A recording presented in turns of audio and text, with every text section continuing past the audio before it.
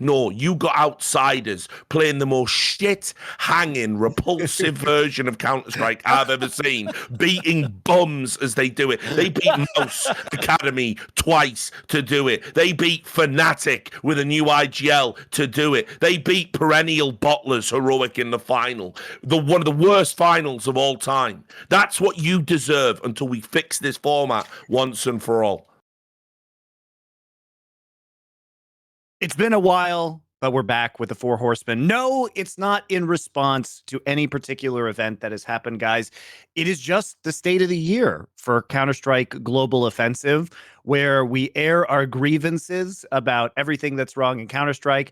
I try desperately to wrangle Janko, Thorin, and Richard Lewis here into some sort of coherent conversation that doesn't just end in 30 minutes of angry ranting. So good luck to me. As usual, the show is brought to you by esportsbet.io, and you can still make predictions till the end of the year over for the Blast World Finals, which is in Abu Dhabi, because I guess everything is in the Middle East these days. The World Cup is there. ESL is owned by the Middle East, and now Blast is also in Abu Dhabi. So I hope everybody really likes traveling to those Middle Eastern states if you want to see Counter-Strike in the future. But you can also bet on the World Cup if you don't feel like betting on those Blast World Finals. So traditional sports, esports, whatever you want, it's there for your enjoyment. So thanks a lot to Esports Bet. So what do you guys want to talk about first? It has been a heavy year in Counter-Strike.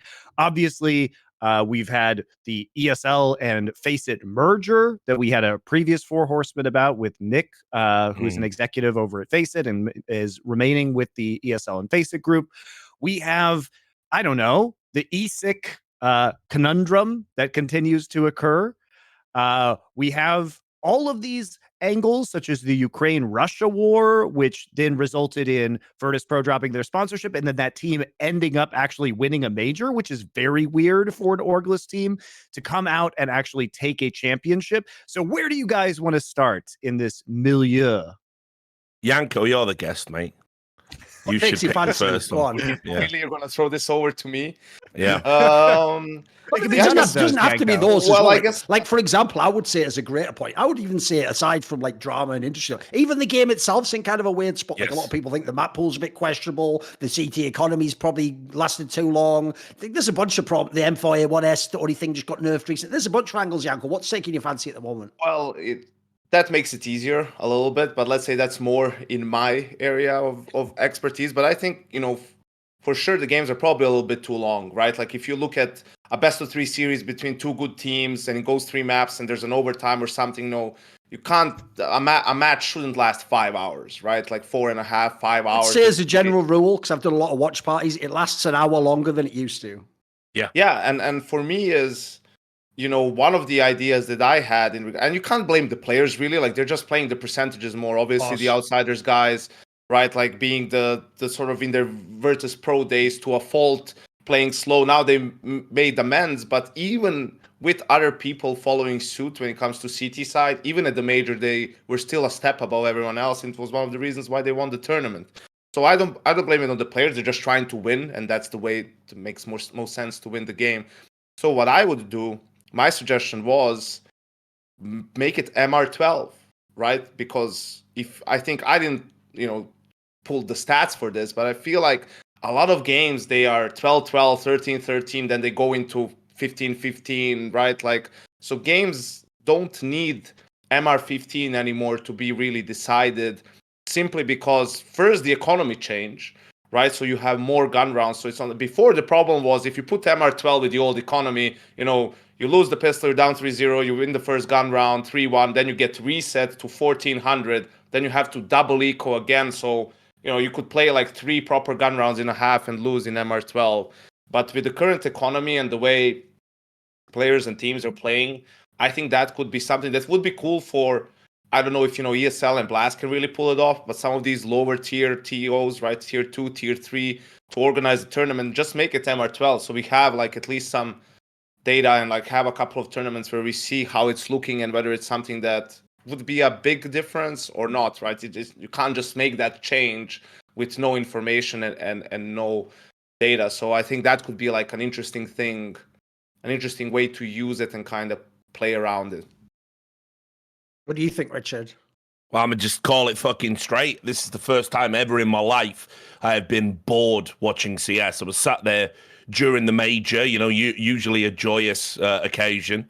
And I think about how long I've watched Counter-Strike and how like my enthusiasm for that game like never waned. I used to watch late night CS, like just garbage tier 5 CS, used to watch the Chinese Counter-Strike and be like, who's gonna fucking throw the hardest today? And yeah, you know what I mean? Like you would just fucking, there's always something to be entertained by. But slowly and surely, ever since we made the original economy changes with the resets, basically, it's been this slow progression. We've been adding these things to the game, which make it very, kind of drawn out. We've got a rules format that fucking doesn't help that. 4 timeouts, like, per half per team or whatever the fuck it is right now is an absolute fucking travesty, especially when you consider the players just talk in the tech timeouts anyway, and no single fucking TO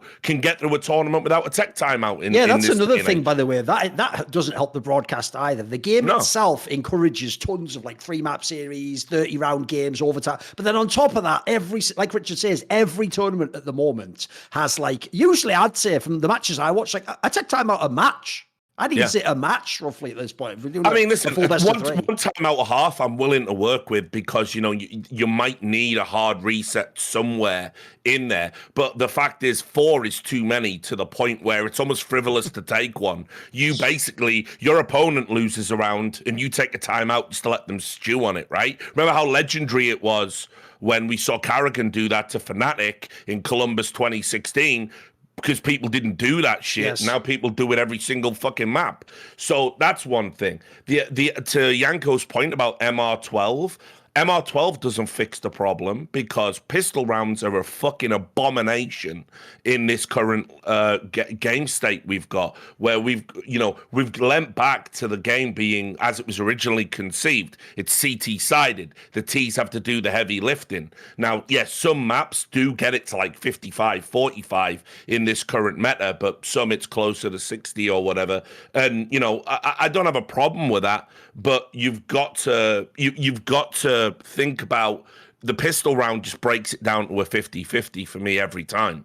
And if you look at this, you'll just see like it used to be a pistol round. You could get reset immediately afterwards and break that momentum. Now it's almost always 3-0. I think like we pulled the stats on it and it was like 74% of the time the team that wins the pistol goes 3-0. I've never liked pistol rounds. I've been calling for them to be pulled out of the game for ages. They're a throwback to a different time when the economy was different, the way you play esports titles were different. It's like having knife rounds in there over a coin toss. It was just something we did as a digital solution for a sporting problem. So I'd pull them out as well. Now, if you go no pistols and MR12, 10K starting money, okay. But my one other suggestion that I really think we need is, because the guns are so expensive and the resets and all this bullshit, there's no incentive to clutch.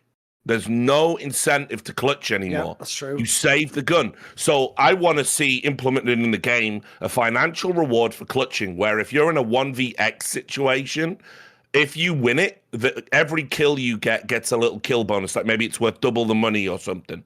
Now, suddenly, you take the pistol rounds out, you've got fewer rounds, you've got fewer timeouts, and an incentive to clutch. Now you have a game that's as exciting to watch as Valorant is in the minds of a Zoomer. And unfortunately, I feel like we've become a bit of a boomer esport.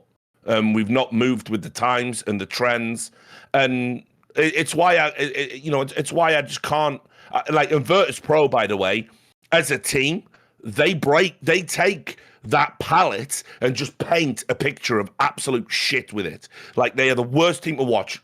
By no metric, the best team in the world. I watch those motherfuckers do a full eco, lose 2 players, and then save with 3 players with no items, no armor, no nothing, God, because they didn't want to give the kill money to the opposite team. Fuck you. You have killed my fucking game. And so if you're going to play like that, we have to completely change the rules to stop you playing like that. Those are my thoughts. Okay. So I think what you bring up too, what you guys are bringing up in terms of MR12, and you really have to boil down what is exciting about Counter-Strike to a casual audience. And I'm not sure if I agree that Counter-Strike is like a boomer esport, because here's the problem. It is maybe more attractive to older players. But the thing about being a boomer is you just have less time to invest in this shit. Like, you can't watch like a 5-hour, if you're an adult and you have a life, it's very difficult to watch a 5-hour match that is incredibly variable in length because of infinite overtimes and everything like that. And I think at least what Valorant has done is, like, first off, I wouldn't want to get rid of the infinite overtimes, because as an enjoyer of the game, I really like the tension that brings. And I think Valorant's overtime rules are really anticlimactic and lame. But I do think that I would lose nothing in terms of my enjoyment by not having pistol rounds, right? I lose absolutely nothing there.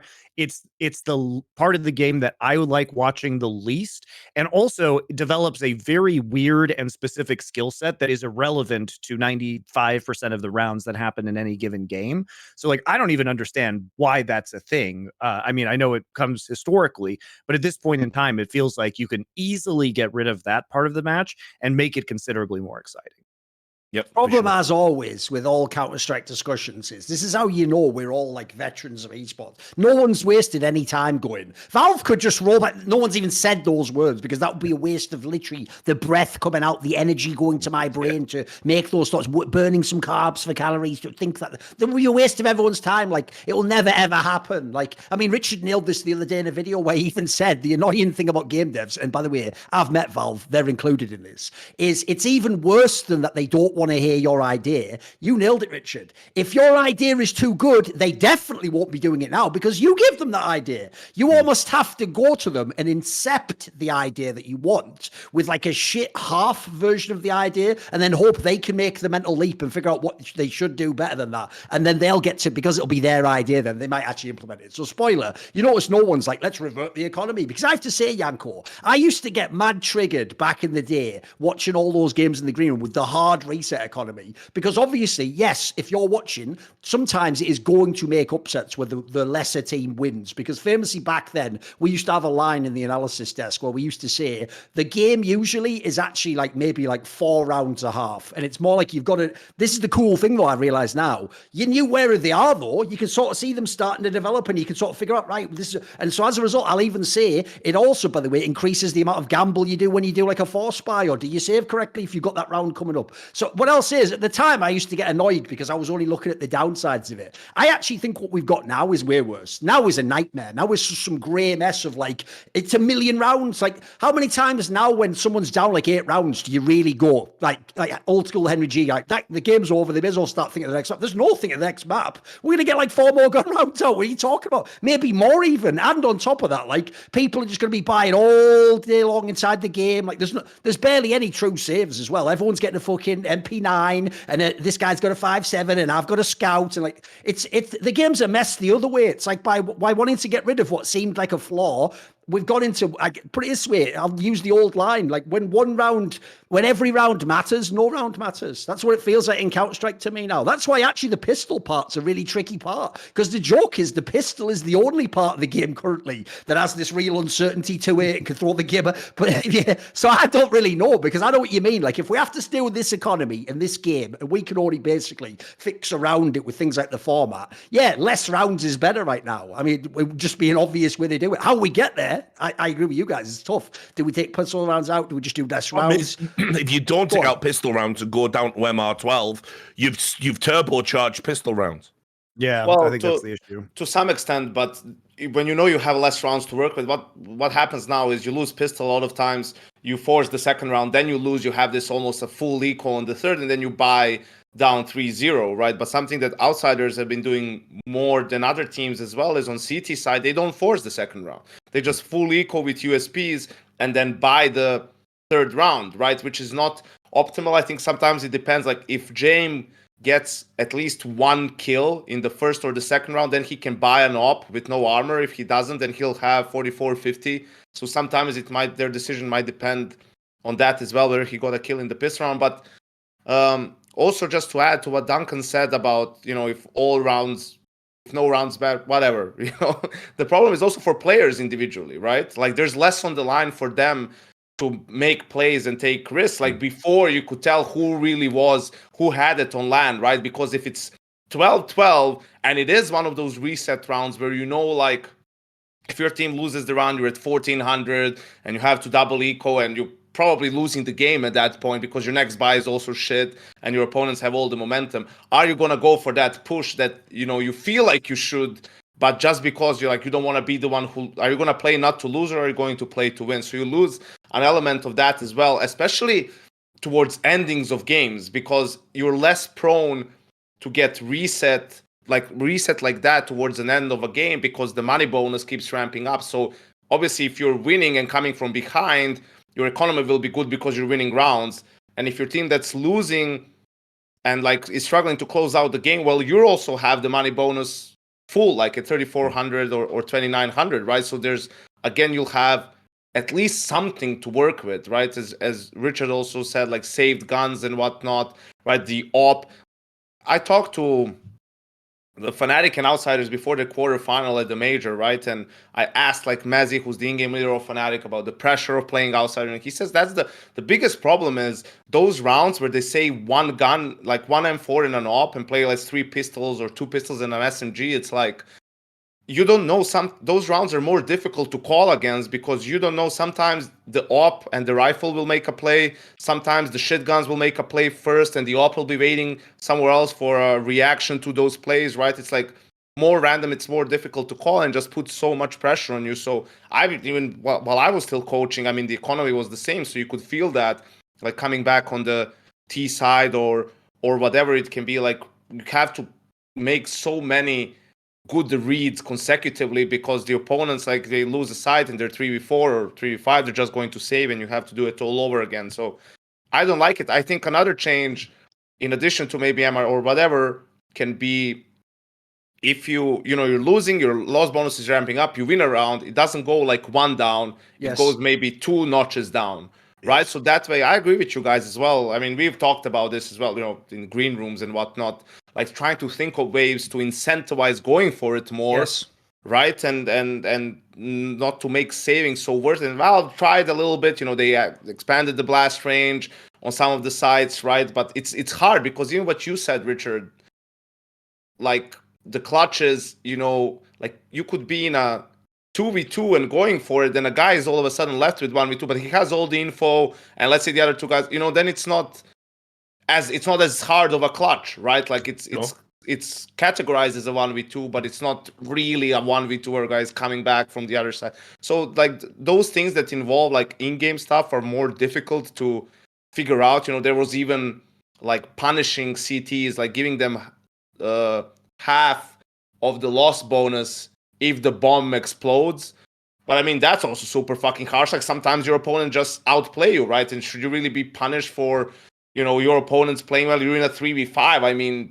And you go for it. The downside of that, the obvious downside is it could lead to scenarios where you almost have to suicide into the terrace just to not lose money when you can't win the round anyway. And so that would look ridiculous. That too. Right? Yeah, exactly. I agree though, because here's the funny thing. Would prefer that to this. I even think, by the way, low key, this is why it's actually perfect timing for Jim to have won the major. Because the joke is, everyone plays like fucking Jim now. They all just save 3v5 on CT side Inferno if they don't have the B bomb site.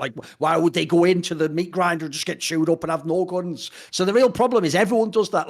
It's why actually I think that Na'Vi and Simple being off their game has sort of ruined Counter-Strike. Because I always said one of the best things about Simple is not just that he's the best player. He always goes for every clutch, every 1v2 and every 1v3, because he's the best. He just goes for it. The problem is the game actually does incentivize just saving now. If you can save the 3 guns, you can buy 2 more. You've got a gun round. So the problem is everyone loves to see those amazing. Think back in the day. This is how people like Olaf Meister and Crims made their name, winning 2v4 retakes on CT Mirage or whatever. You're not ever going to see that in this economy because you'd be a fool to go for it.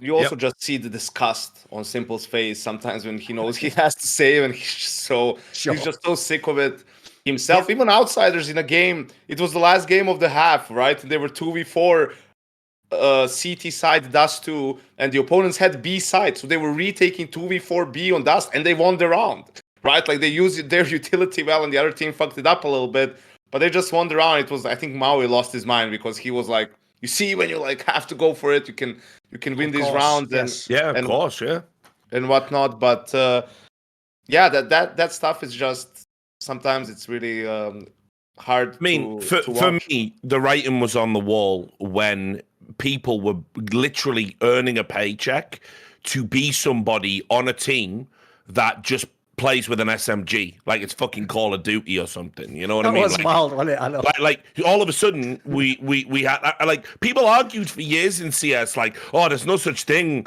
about as a support player. Like, you idiot. That's like Bigfoot, you idiot. Everyone does their own thing. Like, there's not one more supported player. And then we came around to the idea, oh yeah, some players are activators would be a better term than a support player, right? Then we accepted the role support player. Now we got these ultra support players. They're just dog shit players who's their entire you sum up their ability on a team by saying you're no more dangerous with a rifle than you are with an SMG because you're not good enough. So you buy an SMG, so we have that extra money to give our AWPer an AWP every round, or a rifle if needed, or whatever.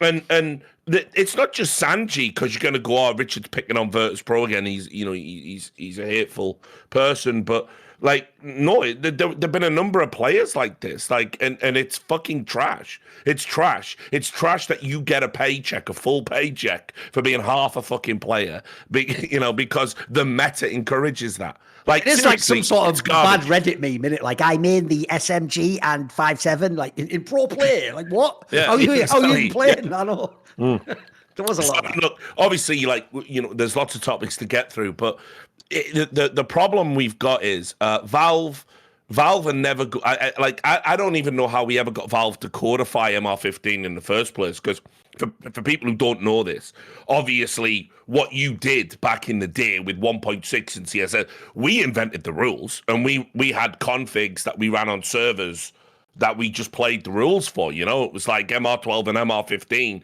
coexisted for a long period of time, and there was other stuff like, me and Duncan obviously remember charge-only rules, which I remember your video on that. It's a shame that never got a look in as having a comeback, but by the way, wouldn't that have been perfect for now? If you don't know, it's a time limit format, so you could literally format. Half is 20 minutes. Look, beyond overtimes, we'd know exactly how long these matches last. Yeah, exactly. So but the problem you've got is the TOs have to be bold, and TOs won't be bold because they're pussies by nature, because they just want to pander to the players, offer value to their fucking partnered franchise teams, don't rock the boat, don't annoy the toothless entities of CSPPA and ESIC, and certainly don't annoy Big Daddy Valve, who might be keeping an eye on you, although you never can be quite sure. And so no one's gonna be bold and say, you know what, we're gonna do it. We're changing the format. When you come to Blast, for example, you do play MR12, no pistol rounds, 10k starting money. They're the rules from now on. No one's gonna do that. So we're gonna have to muddle through. Hope Valve makes some fundamental changes. Spoiler: they will be watching all of this content. The people who love Counter-Strike do watch the content, but by making these suggestions, we have already discounted them from ever being implemented. So the problem we've got now is they're going to go, they are right, the game is boring now. Perhaps it's time to add the fucking proper taser that stuns you from the other side of the map, or the ice gun, or the rocket launcher, tanks maybe. They'll do something so fucking wild. By the way, on this point, as we segue out, one thing I did forget to say, the maps are fucking garbage as well at the moment. Not in like I don't think they're like necessarily badly balanced or anything like that. I think they are just maps that lend themselves to long drawn out games. Vertigo, spam the utility until the utility runs out, then somebody goes up the ramp. That's every round on Vertigo. Ancient, same thing. Ancient, moderately better runs than the clock Vertigo. to nothing on that map. Yeah, you run the clock down because everyone's gonna Molotov when you come up short and blah blah. So we've got a bunch of maps as well that aren't very conducive to exciting play, because they're very small choke points, very easy to shut down with overpowered smokes and overpowered Molotovs. So listen, Valve Valve will make some changes, I'm sure, but it will not be anything productive like what we've talked about here. By the way, along those lines, I'll tell a quick anecdote from life, and this will maybe explain what Rich is talking about, right? a long time ago, a relative of mine, right? They were traveling home and they bought some fish and chips that they were going to have at home, and there was a whole car full of people, right? And as they're going, the person who was driving just kept complaining, like, "Oh, those fish and chips stink, though, don't they?" So the person who had the fish and chips just went, rolled down the window and just threw the chips out the window, right, into just like a hedgerow or something. And then obviously it was like mad awkward, like, fuck, that's the food. So the point I'm making is this: that's why you can't like ask Valve to do stuff, because here's the other thing about Valve: they have this mad capricious turn that they do, like old stories of sultans and fucking kings and emperors who could just do whatever they want and behead the guy, or be really cool and be like, actually that's hilarious, make him the king. You know, like that's the thing about Valve. So like I remember back in the day, if people don't know, probably the funniest example of why you cannot just go and beseech Valve like some fucking dark god and get what you want is basically, if people don't know, here's how Valve removed the ability for coaches to talk all the time in CSGO. The coaches in CSGO were in contact with Valve and they said, Valve, since we need a PC so we can be in the game like the players, can you just provide a PC? And Valve went, oh, you want changes to the coaching rule? There are no coaches anymore. And you were like, what? And they were like, yeah, that's right. You talk 2 times a half, shut the fuck up, get out, no PCs. And then now, if people don't know, same shit. Later on, we were like, oh, Valve, problem is at the moment, coaches have been like taking a bit online and doing that, and they were like, yeah, I see the problem. They can't talk at all anymore. No emotion. Do not feel you. And then like they made that mad rule on Stockholm. People remember where you couldn't even like get excited. You had to like literally. This is not a joke, Monty. The greatest coaches in the world, like Zonic and Blake, were having to have like an insane round happen in front, and then it was like one of those like don't laugh challenges or something. They had to just be like, I know. Just like restrain themselves. Oh, it was Dude, so mental. Especially for an American company, you know, you would have thought that everybody would have learned from the loosening up of the NFL celebration rules, which has brought just amazing, personality to the NFL, where they used to just penalize you for like smiling after you scored a touchdown. you would think that they would want this just for the pop off moments and the highlight reels and amping people up, but it has been hilarious to watch.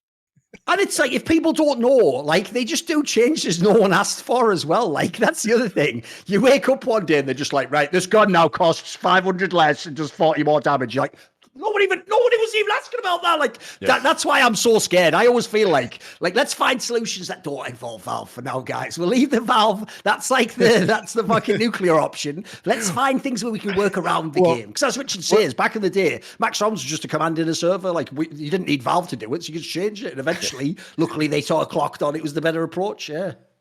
Well, I think regarding the celebration too, it makes it obviously a worse spectator experience, but especially for new viewers. Because if you're watching a major event and you see something so what's great about Counter-Strike, why it's the best esports, is because anybody can understand the exciting parts, whether you play video games or not. Because even if you have never played a video game, watching a guy with a pistol kill 3 people with rifles is exciting because you know the real world analogs of these weapons, right? And that should be an exciting moment.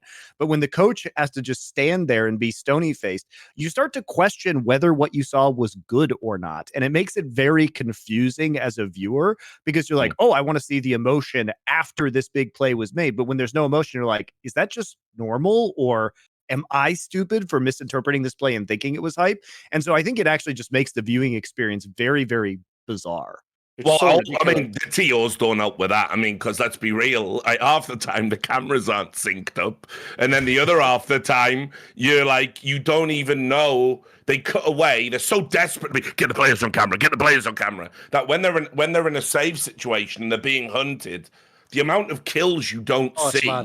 Because they cut away because they want to get ready for the nice, the only word players say after they win after a round. I don't know how many times the average fan needs to see that. I'm like, what would be better is to see the kill. All they're going to do is say nice and do a pathetic fist bump while they still look at the monitor. It's all players do. They're not bright people, guys. Like, I don't know what else to tell you. The average player, there's nothing going on, especially when they're playing a game. It's nice, fist bump, every single time. So why don't we just not show that? Because that's shit. That's garbage. And why don't we show the actual kills? Because that's essential to tell the fucking story of the game. And I can't believe that it's been like 7 years and TOs are still doing this. It's an embarrassment. There's a segue we can do on this in into another topic, which is I actually think this also builds into a broader issue, which is I think broadcasts have gone back in time, mate. Like the last couple of years, I used to give mad props to both ESL and Blast. Their broadcasts look perfect. They'd nailed like the timing of when you show the crowd, when you show the player, when you show the game, how to put like overlays, timeout. They'd done everything. They'd got it all nailed, and then they regressed. Because one thing I find wild is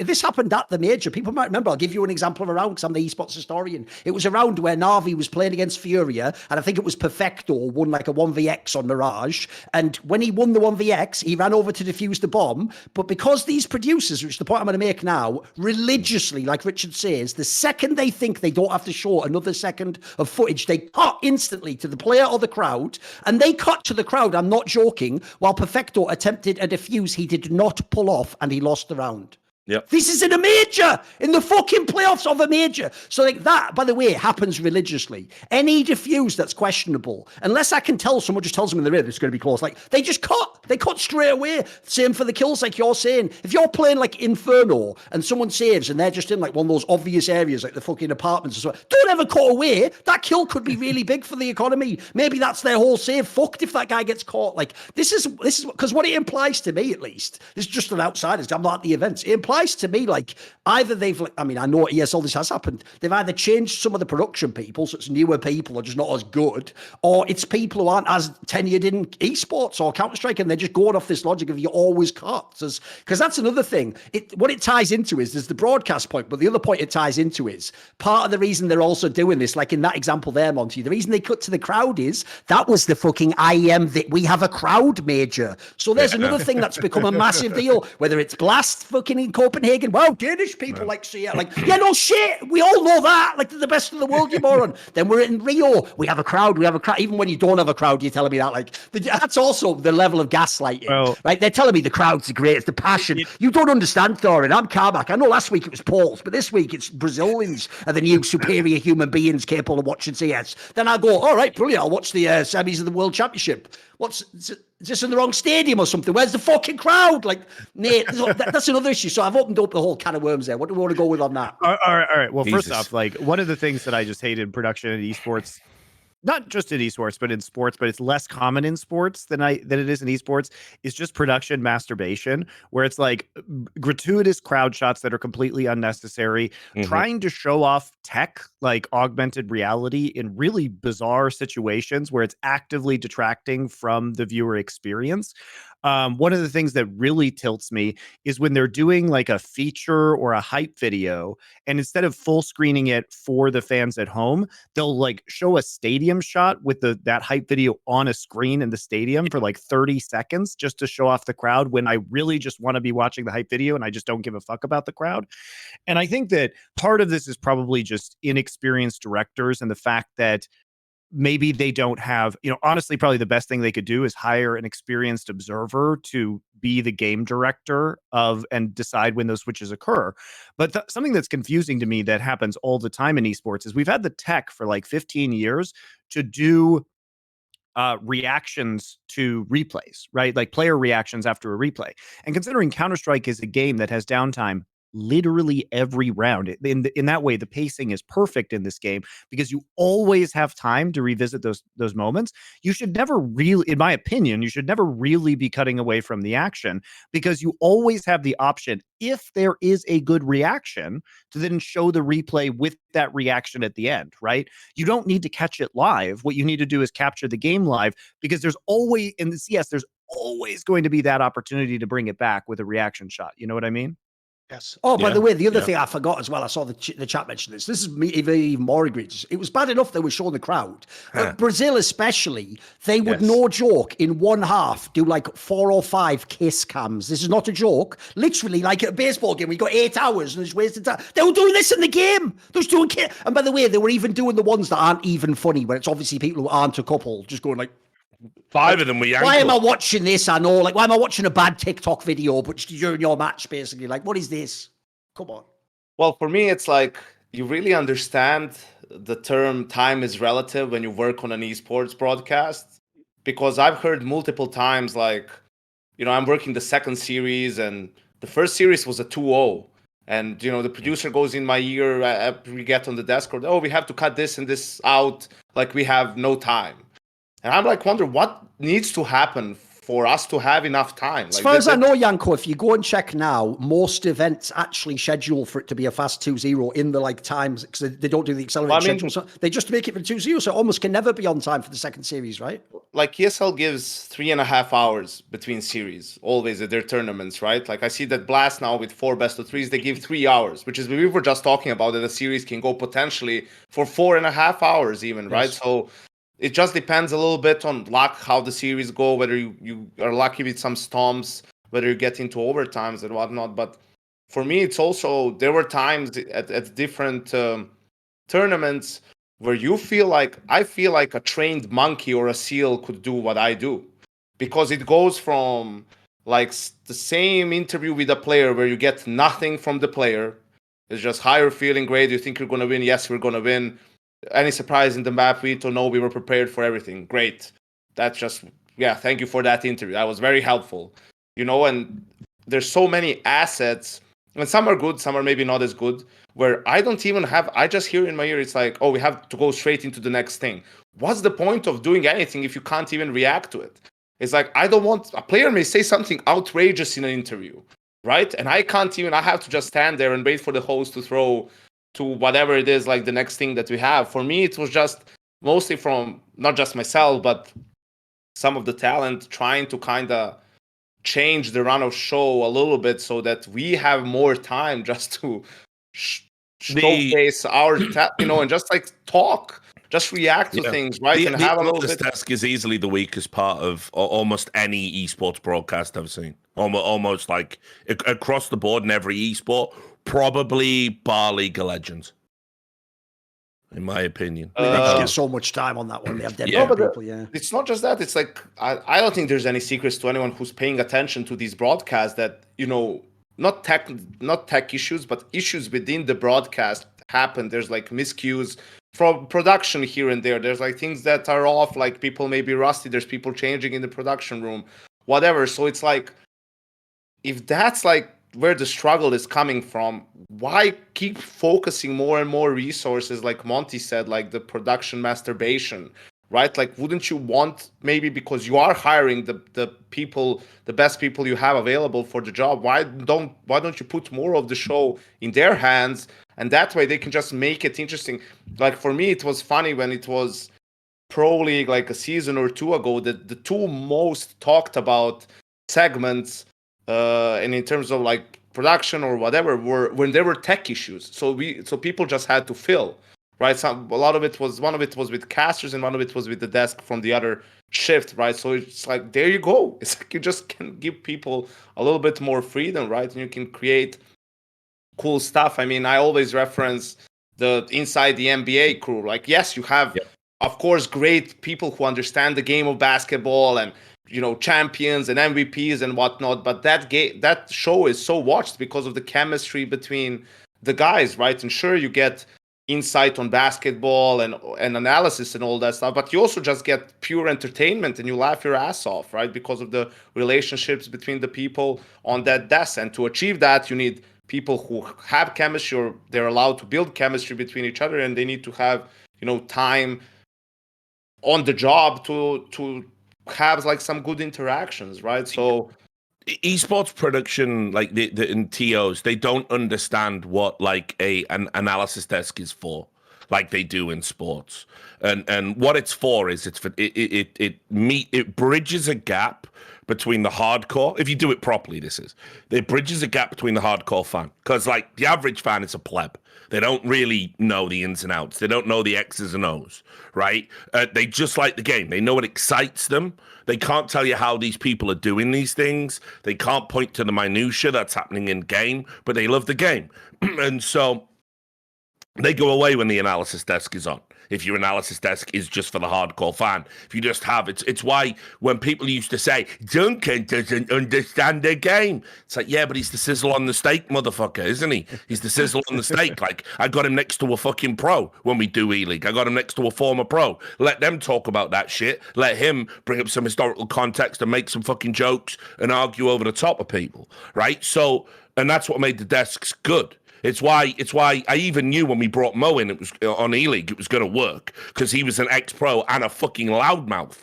The dream, right? Because like I say, it's about bridging the gap. It's about having the expertise and the entertainment. And if you do it right, you don't see that big dip in viewership. Now, you can tailor a perfectly functional analysis desk. You can make it purely entertaining if you want. You can make it purely for the hardcore fan. You're always going to get dips, though, because, you know, to marry both of those worlds is a fine art. But instead, what happens, the TOs go, this is where our hired analysts talk. They have no tools, they have no visual aids, and they have about 2 minutes to make a point that might need 5 minutes to be properly explained. So their expertise is by definition wasted. You may as well not have it. And often you're using people who, like, again, maybe they're not the most flamboyant, maybe they're not the most entertaining, but if you gave them a weatherman segment, gave them a touch screen, they could do some amazing cool shit. And instead, we're tossing like, you know, guys and saying, we've got a separate dude to do that. Not the guys on the desk. We're hiring a separate dude who has no desk interactivity. He's just in a fucking room because that's how we save money on it, right? He's in a room touching the fucking telestrator or the touchscreen and then goes, and back to you. And then you get no time to react to it because now we got to get back into the map. It's trash. It's absolute trash. By the way, on that angle, that's the thing I've always found so whack, because we're esports, like we aren't supposed to be at the cutting edge of tech. Dude, if you watch the NFL for the last 20 years, they can draw on the fucking screen. They all are able to do that. And just do a little out route or something like that's been like the most basic. The Dota desks are the one that I can't believe because they get all the time, but there's nothing there. Because it's literally like the host. I don't know, man. You talk about the worst desks at esports. I think Dota has the worst desks at esports. Yeah, no, and they're it's so not boring. Holy moly! moly! Talking about it's because they only know what they're talking about. Yes. And don't get me wrong, man. It's like Jenkins is like Jenkins and FE like. Yeah, Jenkins and FE, and I like when Cap does a desk as well, you know, and Lyrical's good for this too. And like, I'm talking about people that know what the fuck they're talking about and can jazz it up a little and like just put a veneer on it. There was hardly any of that in Dota for years, and they would just sit there and it would be like, well, you know, by picking this player, this hero, he countered that hero, and it's just a static shot of them talking for 15 minutes without interruption from anyone about this minor point in a draft. And it's like, it's the complete antithesis of what we have in CS, where it's like you're talking and then production go, we've got to throw the stunner because he's got to do the DHL man of the match. And it's like, no, but like, if you let me build a point and then we bring it in, I'll link it and it'll look really cool. And Stunner will get to say, oh, and speaking of that, this guy had the most AWP kills on the server. It's a DHL man of the match. It's not organic. You don't get from point to point in an organic way. We've got to cram all this shit in like an 8-minute segment. And it's just really bad. Well, it's especially bad in CSGO. I think part of the problem is like, I think this is an issue where both the talent and production can get lazy because if you have the same format for every single desk segment or every single break, people will just fall into a pattern and continue to repeat it. And I think part of the problem is that talent need to come up with their own little games to play on the desk or alternative things to do. And I think the problem with production is that production often doesn't want to entertain ideas from talent, in my opinion, because it requires them to solve a problem on the fly, which they really hate doing if they're lazy. Now, there are obviously some great producers who I've worked with that can turn things around almost instantaneously and actually do react very well. But you have to really prize those people, and they have to be pushed, I think, by the talent who say, hey, we want to do a skit, or we're going to do this little game that we play, and we need you guys to track along in this particular fashion. I think the other problem is that you don't necessarily want to do in-depth analysis of every game. At least with Flashpoint, we would create skits or documentary features, and if it was a fucking boring game, we would literally kill the entire analyst desk and just put that on between maps because it was more interesting. Like, why should we waste everybody's time by showing, like, doing a breakdown of this garbage one-sided match when we can show you a human interest story of one of the players that's involved, of the team that's stomping the other one that's the huge favorite, or we have a funny thing hooked up for you where we do some very surface level analysis, toss it over to a skit that we have pre-made, and then that's a more entertaining segment, right? It needs variation, and I think that's one of the biggest problem with esports desks right now, is that people are not putting the extra effort in to create alternative options, or they feel like they're locked in to the exact same format every time, where sometimes you just want a telestration segment and no desk, or like a telestration segment with the desk talking over the top of it and like a 2-box on your screen. So I think honestly that problem is really just a talent and production simultaneously being lazy problem. Yeah, and look, just to wrap up this, 'cause it's probably a minor gripe. I mean, like I think the broadcasts suck for a million reasons, and the analysis desk is obviously a pet peeve of Janko's, because he's criminally underused, same as Maniac. Like you CS:GO right now has some of the best analysts it ever has to choose from, and we don't give them the tools to do their job, and we don't seem interested in giving them the space to do it. But look, Americans do lots of things wrong. They can fuck up a wet dream by and large, but the reality is they do sports desks better than any other sports broadcaster in the world. Let's get people sat around a table. Let's get fucking people, having branded mugs. Let's get a dynamic 360 camera that can move around them as they're making their points to add emphasis. And let's stop this nonsense on desks of where Pimp makes a point, Maniac makes a point, host asks a question, Pimp makes a point, Maniac makes a point, argue with each other, motherfuckers. And it's like, by the way, I know the guys want to do this. I talked with Pimp and Maniac about this recently. They want to do it, but the problem you've got is if you get into a really heated argument, there's no time. There's no time for it to have a conclusion. Always the time. It's insane. Yeah. So you look like a cunt. And then I'm getting told there's no time, so I can hear Magix from Spirit give me the same yes/no answers to the same questions over and over again. It's like I did, especially in, for example, Pro League, where they play best five series, right? If I do all of their games, it's like I've seen this before. Like I don't want to listen to this. At one time at Pro League, I was even calling him out. I was like, "Don't interview this guy ever again. I don't want to listen to this shit ever again." It's like so ridiculous. It's like, does anyone watch this? Because some of that stuff is pre-recorded, right? Pre-taped. Does anyone watch this shit before they actually put it anywhere? It's like, do you really think this is added value? Like, I agree, probably fans, they like to hear the most from players and see players, and that's fine. But if fans feel like they get anything from those interviews where the players are, or the Astralis players, they're so well media trained, they just give you the generic answers. It's like, I don't care about that shit. Give me an Apex interview every day. Give me a Hampus interview every day. I'll listen to those guys every chance I can get, because they give you some real Here's the stuff. thing. Oh, wait a second. Someone that is he back? Wait a second. Yeah, I assume on his camera's working. Yeah. Here's the other thing as well, Janko. I'll tie it into what Richard just said there. Why do we have to hear the whole interview? Am I missing something? In sports, we've nailed this, guys. Do the interview off camera and then take the interesting part and show me that part. Don't show me so how are you doing then? And did you? That's like small talk. Like, we haven't got. Remember, if Janko doesn't have time to make a real point about the game, we don't have time for an introduction to Hampus and how you feeling. And what's the weather like in Spain? You just cut to the cool line he said, like at Blast, where he roasted the analyst. Yeah, perfect. Problem with that is, though, we can't have a fucking additional 2-3 minutes about how James Banks establishes his friends with all the players. Yeah, So- but you know what happens then, Duncan, is we actually tell we write to Freya in the group, we say, hey, can you ask them about this, right? Or Hecko or whoever it is. Yeah. It's like, cool. And then they show the interview and we're watching and the question isn't there.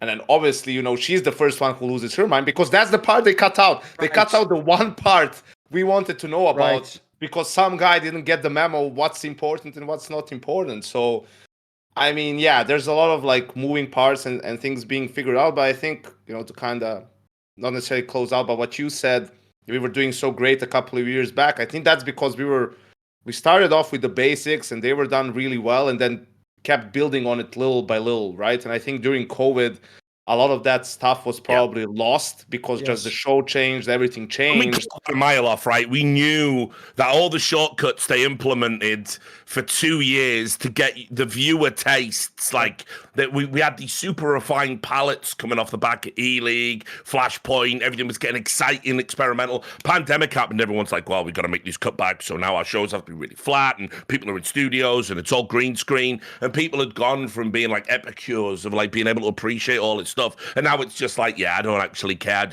I'm only here for the games now, not for the broadcast. And that's like a really sad indictment, because when you're a tournament organizer, you know, the broadcast is the bread and butter. Like you can always serve up an amazing broadcast. You will not always get great games, and so the focus is completely wrong. But I wish because I've had offers to go and do this, but I can't take the money because of who it's from. And it's from everywhere.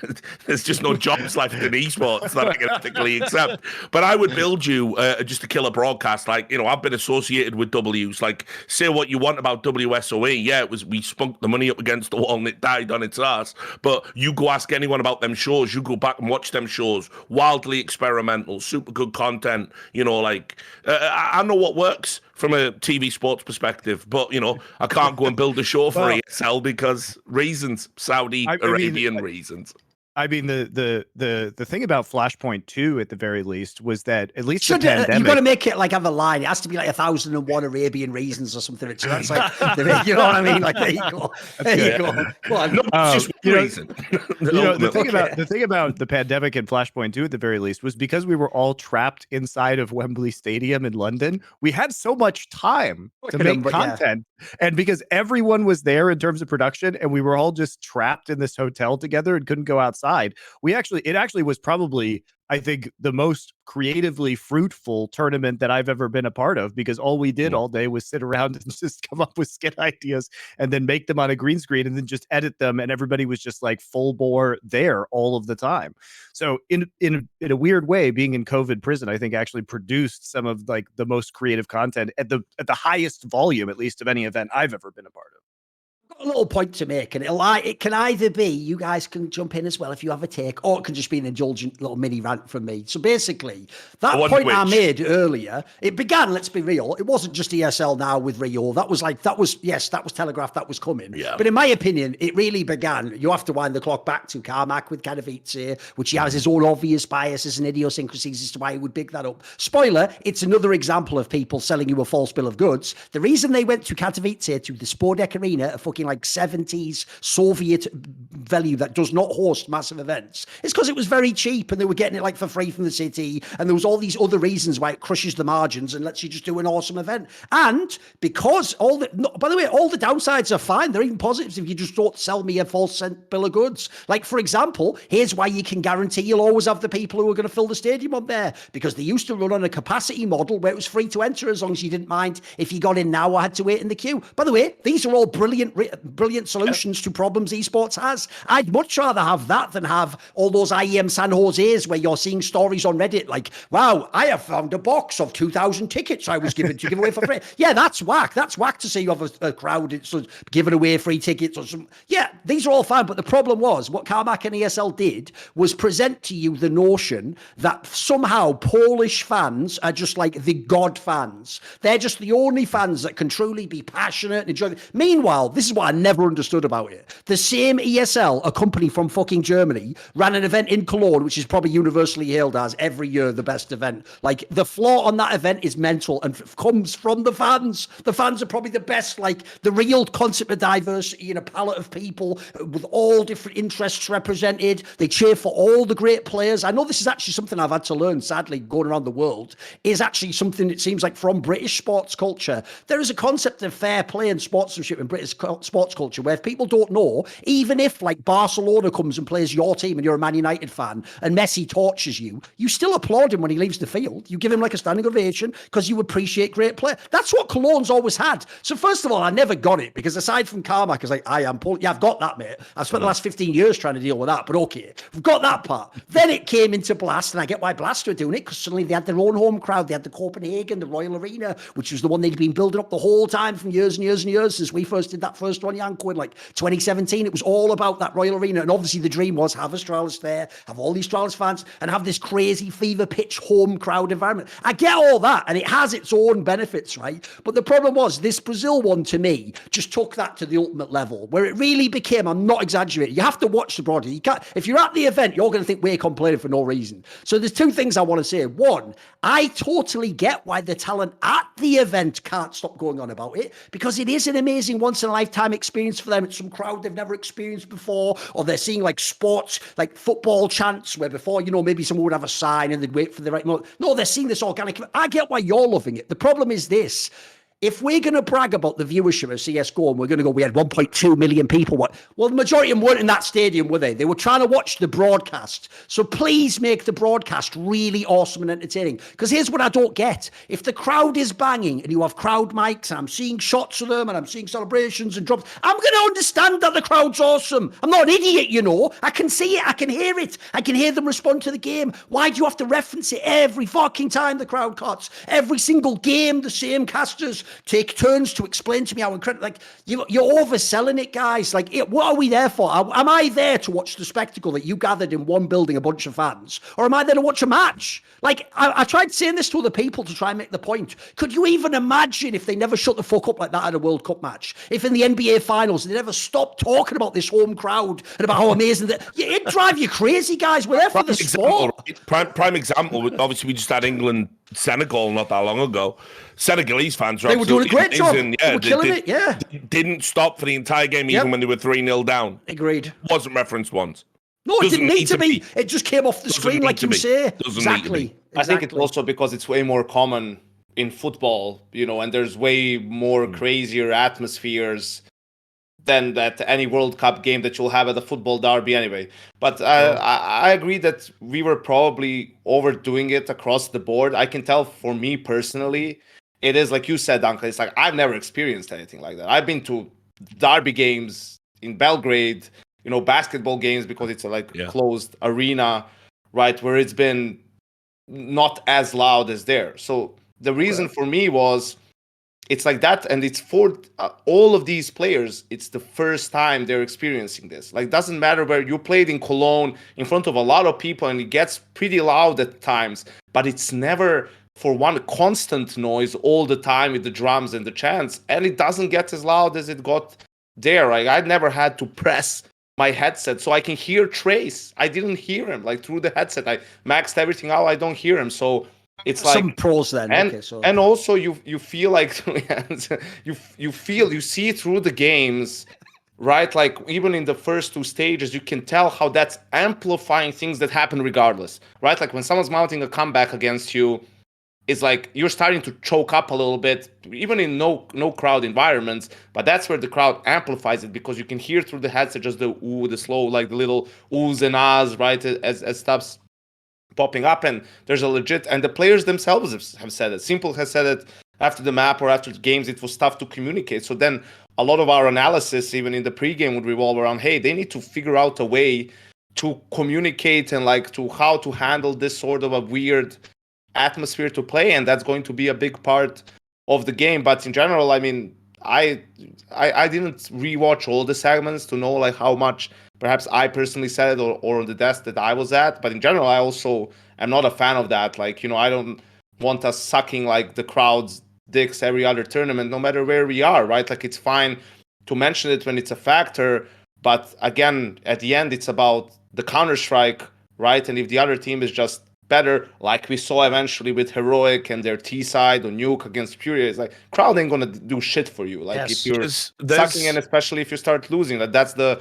reality of things. It's just the easy thing to do, and unless you have a really you have a very cohesive agreement and through line with your production and your casters and your talent, you're not going to get the storylines. Like, so that hypes people up. They're going to go back to the crowd because there isn't an overarching directive of let's focus on this player or let's focus on this storyline and let's return to this storyline that we're trying to hit. It's just like, oh, look at the crowd again. And it's because production will cut to these crowd shots, or they will devise these interview segments with like interviewing a fan in the audience, which are, I fucking hate them. They are my least favorite parts of any broadcast. Is like interviewing fans, unless you have a very, very good reason to do so. And also, by the way, just done really badly. Like CS:GO is the game where it's notorious. You ask the question, so how do you think about, are you spotting Team Liquid? And the guy goes, sorry, what? I didn't hear you. You're like, I cut the segment, just fucking cut it already. Like, it's over. Oh, it hasn't started. But you really need to like hammer home, the storylines of the tournament, because ultimately, at the end of the day, if you're trying to mint fans and get them emotionally invested, going back to the Brazilian crowd for the 100th time, being like, look at this crowd, does nothing to make people watch the next event, but saying, wow, look at this orgless team and outsiders who's suddenly doing super well, even though they lost one of their core players to Team Liquid. Saying that over and over and over again and emphasizing that success does drive the hype, does drive the narrative, and does drive people to be fans of these teams for the long haul. By the way, you've just even reminded me of something that actually triggers me, because since it didn't happen, people don't even notice. It's conspicuous to me in its absence, but no one else. If people don't know this is real, during that major, you remember this, Richard, they were saying this major was going to be the biggest ever. That was like something I think ESL themselves even implied, going to be the point I make. The crowd pandering, it seems like a minor gripe on the surface. It's actually very malignant in terms of what it is doing perceptually to our sport. And that is that I'll give you the example, and then we'll revisit Rio in just a second, everyone's favorite major. I saw people saying Australia should, Sydney should get a major because remember how good the crowd was when we went out there. Remember when they were all drinking beer out of a shoe? By the way, that also can't be the barometer for how good a crowd is, whether alcoholic beverages being consumed from fucking like wearable clothing. You know what I mean? Like, we've got to have a higher standard than that, surely. Yeah. Now, look, right? So it's like, the Australian crowd was very good. It also seemed better than it was because it was relatively small.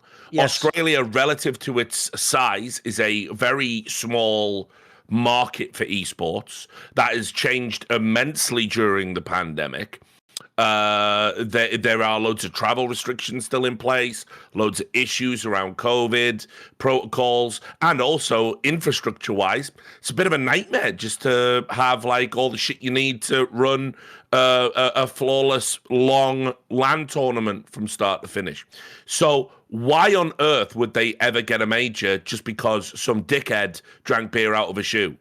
Like, real talk. Well, and let me tell you why the average pleb fan thinks that. Because since we came out of the pandemic, all we've talked about is how vital the crowd is. And it has become overstressed to such a point that a pleb fan will go, good crowd, good major, good crowd, good event, no other consideration. People were even arguing Brazil have proven they should never get a major again, and Australian fans are better because they drink beer out of shoes, and so let's go and have a major. Guys, you don't fucking matter. If you want to watch some shit hot CS, buy your ticket, get into the games, go and watch, create a great atmosphere. By the way, it's not you making the show. It is a quid pro quo. You get an experience. You get to see the best players in the world. You get to support your team live. That's like, again, I've never heard it in football where you go like, occasionally you will get it like, the fucking Geordies are amazing. Always filling up the stands, 52,000, no matter the football team's fortunes. Absolute bullshit, by the way, because when we got fucking relegated, that got cut real quick because people couldn't be asked. So the bottom line is, like, it's not about the fans. You opt in or you opt out. A crowd should not be the decisive factor in where we house world championships. It can be a little bit of a factor. It can be something nice, but to tie that into the Rio point, That was it, wasn't it? Everybody, every major Brazilian figurehead in esports, all their influencers, even mainstream sports fans like Neymar, were all saying like, it'll be the biggest ever. We have to get the Maracana Stadium, 50,000, no less than 50,000. Hysteria, delirium, people talking absolute shit. You would never in any world from like 100 years from now, you won't get 50,000 people sat watching an esports event. Like outside some very limited parameters. So the idea that they were going to do that was nonsense. But everyone bought in because, hey, best crowd, best event, blah, blah, blah. So it has actually become a toxic element in how TOs make decisions around our tournaments. And it's no wonder that so much of the broadcast is dedicated to shit like kiss cams, which, by the way, anyone who's been to a baseball game, they do kiss cams at the start to ease you into the experience while everyone's having a fucking beer and a hot dog to keep you entertained while you're waiting for the game. You don't do it like he's in a homer and it's going over. It's 300 and it's long and up. Two people are kissing over there. Let's zoom in. Fuck off, mate. So, yeah, like TOs, the fan pandering, it shows an insecurity about the product. It shows they're terrified. What happens if we don't make the experience all about the fan? Will they still buy tickets? Will they still buy merch? Will they still come? And it's like 70% of your experience should be about the people at home. Real talk. By the way, just as an aside, because the reason this one's mad to me is because obviously ESL themselves are the ones partnered with Intel in the Grand Slam. I cannot believe it. Actually blew my mind. Where the fuck was the segment that was about if FaZe wins this major, they are the Grand Slam champions, the back-to-back major champions, they have an era. That's the easiest segment of all time to queue up. You just get the talking heads in, you get them a couple of days in early, you have an interview with Carragher or Rain or something. How was that not a segment? Like this major, I know it didn't happen, but that was the storylines. And like I say, this isn't a hard one to queue up, guys. Every storyline's obvious. They didn't have anything. They had nothing. It's even their own fucking partner. I can't believe it. They're making content now, right? Because that takes time, money, and effort, right? When, as Janko points out, you can just interview some player who doesn't even want to do the interview, ask him 5 generic questions and put that up instead. And people think, oh, there was lots of content at the event. The biggest embarrassment in Rio for me was you finally get into the stadium. It's meant to be epic, right? It's meant to be the biggest major of all time, right? But by the way, by no conceivable metric is that true. I listened to your podcast, Janko, with Chad Rooms going, I think it's like the most tickets sold of all time or whatever. Yeah, if you include the fan fest, maybe that is true. But no, it's not the biggest major of all time. And anyway, so you have this fucking, massive event. You have this massive fucking fan fest going on outside, and what you've done is you've hyped up these games, and then there's nothing. There's no walkout videos. There's no like they came from the legend stage. There's none of that. None of that. And the ones they did do where it was just generic like players cringe, weren't they? They got them wrong.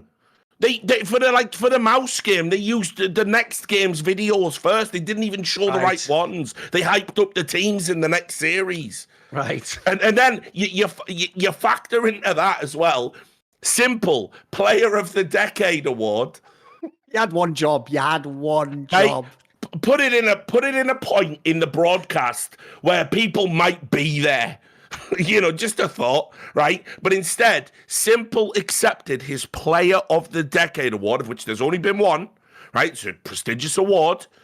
He walked out into an empty stadium to accept it from, I think it was Freya, and nothing.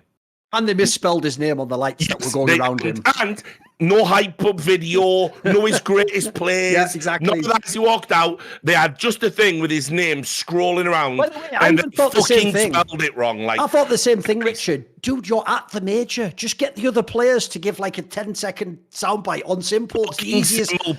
How easy is this fucking team? By the way, Janko, here's a good angle I thought we could segue into, because obviously we want to touch on the ESIC stuff. And I feel like this is the perfect moment for you, Janko, because I know you were always, thanks to your connection with FaZe, and you used to be there, I know you were always mega pissed off with the whole way Robban was treated with the demerit system for the major. If people don't know, the thing that makes me the most mad, like I will say it, people do keep getting off track on this discussion. ESIC ESIC ban is different from Valve ban, but as Richard pointed out in the video, it seems like ESIC were probably the ones who fucking forced Valve to go that direction anyway. So in a way, they're responsible for that anyway. So technically, for example, the ban that Peacemaker got taken back was the ESIC ban now. It wasn't the same as the major one. But even so, the idea that now basically we find out like ESIC doesn't really matter as long as you have access to fucking Saul Goodman's number. That's just ESIC instantly counted and just fucking checkmate, like fucking like fucking teleport behind the guy and he just gets killed like anime style because no Saul more moves Goodman. left. Yeah, I know. Exactly. So now that we found that out, dude, that pisses me off when I think back now, because what it makes me realize now is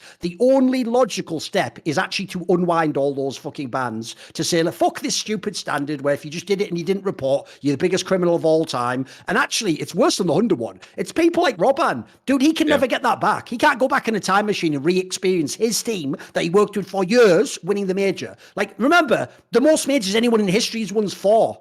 Like, he might not even get a second one. Like, after that does piss me off when I think that one. What do you think, Janko? Well, that's the second one. The first one was in Stockholm, which is his home country of Sweden, right? Like, so that's the first, and it's the first one after the pandemic, first one in 2 years, a massive event, right? So, yeah, I mean, I was really mad once you come to the realization how fucked up and how grossly mismanaged, like, that whole process was. Because initially it did seem like they knew what they were doing, right? And they were like kind of, and also, I mean, the coaching bug. Well, I was coaching still then. Like, I was shocked. Like, that was first, like, Lord tagged me and a bunch of other coaches and was like, hey, have you guys seen this? Have you experienced this? I was like, no, never happened to me. Like, I don't know. This is the first time I've seen this. And then you learn that, it's been around since, 2017, or it's been happening on occasion to other players. But yeah, for me, it's just the incompetence and how it's being handled. And I don't even care,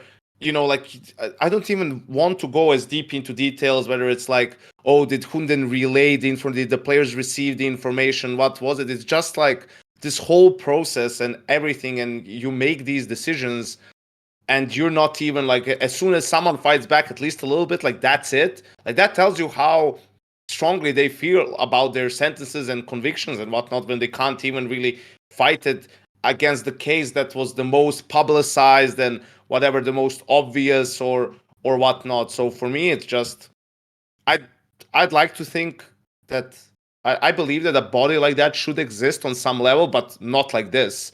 They can probably come out and say, well, we don't have the funds to do all this. Well, then don't do it, or ask for more funds. Like, if you can't do it right, don't do it. I tweeted out, they're doing more harm than good, because they're also making the scene and the game as a whole look like a joke, where it's like, oh, you're cheating, we're going to ban you, but then you fight a little bit. Like, even the stuff for the Antwerp major with Zach and I think Peacemaker, they're like, and Peacemaker, they just banned them like 2 days or like 5 days before the event starts. And then 5 days after the event is over, they're like, oh, we kind of, we screwed this one up, like, you guys are unbanned. And they had to miss the fucking major on teams that actually really needed them, right? Like, it's, luckily you can argue on some level, right? Like, when you have a guy like Carrigan, like, he can do a lot of the stuff and whatnot. But Robban is just like he does a lot for that team. It's basically like a coach a team like that needs. They don't need a super in-depth tactical guy. They need a guy who's going to keep, like, the atmosphere up and help the players work with each other in a team where you have a lot of stars and where the expectations are really high. I mean, the expectations for FaZe were the same this year like they were for G2 and Vitality, and all three teams made changes. Look how much Vitality and G2 were crumbling throughout the year, because their issues were more in terms of team cohesion and, like, kind of people having more fun and not being as stressed than they were that they were playing awful Counter-Strike all the time. They were playing awful Counter-Strike at times and whatnot, but that's not the point. And FaZe, yes, they were playing better Counter-Strike, but I think they had a much better atmosphere and approach between the players, and they always believed in the win. And that's why how many bullshit rounds have we seen from FaZe and their individuals in some of those championship runs? And you get that from every championship level team. Every team that had an era was winning important games. Like, and we always say the same thing. It's like, you are a championship level team, not because you play your best game most often. It's because when you play your C game, it's still good enough to beat a team that's, objectively worse for you. Like, your floor is way higher than some of the other teams. So, yeah, I think it's just, for me, ESIC either completely rehaul it and, you know, get other players within the scene. Obviously, it has to be Blast and ESL as the big TOs in the scene. You know, whether CSPPA is like a part of it, I don't know. But put more money into it, give them like the proper staffing and the resources to do their job correctly, or just don't do it and leave it up to the TOs for their own tournament have to administer everything. Also, I mean, that would actually invest them with some level of authority, right? Because the problem right now is that they don't have any inherent authority if the tournament organizers are not backing them. And I think, like, if we go back to the coaching bug, I do think that some of the things that ESIC provided were a valuable service, but at the same time, them just issuing bans independently of their own decree requires buy-in from other tournament organizers or from Valve. And I think you have to be able to both pay for these investigations with these experts that don't necessarily work for you, but are critical to maintaining competitive integrity within your scene. And then you also have to kind of have them be an independent, you know, adhere by agreement to their independent bans and everything like that. Otherwise, the authority isn't there. It's a very weird situation to have ESIC, right? Okay, go on. That's it. I have a question for Richard on this topic, actually, because I've watched some of your videos on this particular thing, and I understand why. If people don't know, I always draw this parallel, right? To me, ESIC for Richard is what Sir Scoops hoped CSPPA would be in his worldview. It's something he wanted for a long, long time, not least because you hope when it's up and running and it actually serves the purpose it's made for, it doesn't have to be people like me and you every day. Several ties with you as a friend because you criticised it. That's maybe a bit of a tough one, sure. There is that distinction. By the way, I even bring this up as someone where it's actually, I'll tie Scoots in again, as someone who I do have admiration for, even if maybe I don't like him at the moment, which basically I would say is this. One of the things that Sir Scoots always told me in esports in the industry was, he actually said, for real, he was looking forward through things like CSPPA to the days where you'd have a war chest, and when people like orgs wanted to enforce a fucking shit up contract, you would go, you know what, that doesn't work anymore. Let's see you in court and let's see how this actually plays out. Like, the problem I have is this, which I want to ask you about, is, like, you already listed in the past, like, the problem is it's not just this coaching bug thing, which as each wave comes along, they seem to handle worse and worse and lose track of what the precedent is and how the difference between the bugs are. That's not clear to fans at all, by the way. People do not understand. They think that some people are just getting totally different punishments. And like I said earlier, it hasn't even been well communicated, the difference between a Valve demerit major system ban and an ESIC ban. I think people think it's the same thing. So there's that. But the bigger thing to me is, isn't the entire concept of ESIC a bit flawed if they don't have some sort of war chest to go to do court cases or some sort of way of battling these people? Don't they need it to exist? Well, yes, but here's the problem.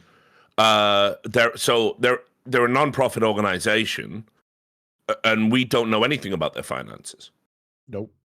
Wasn't there also that tweet? I remember it was from who was it? No, it was the guy with red eye.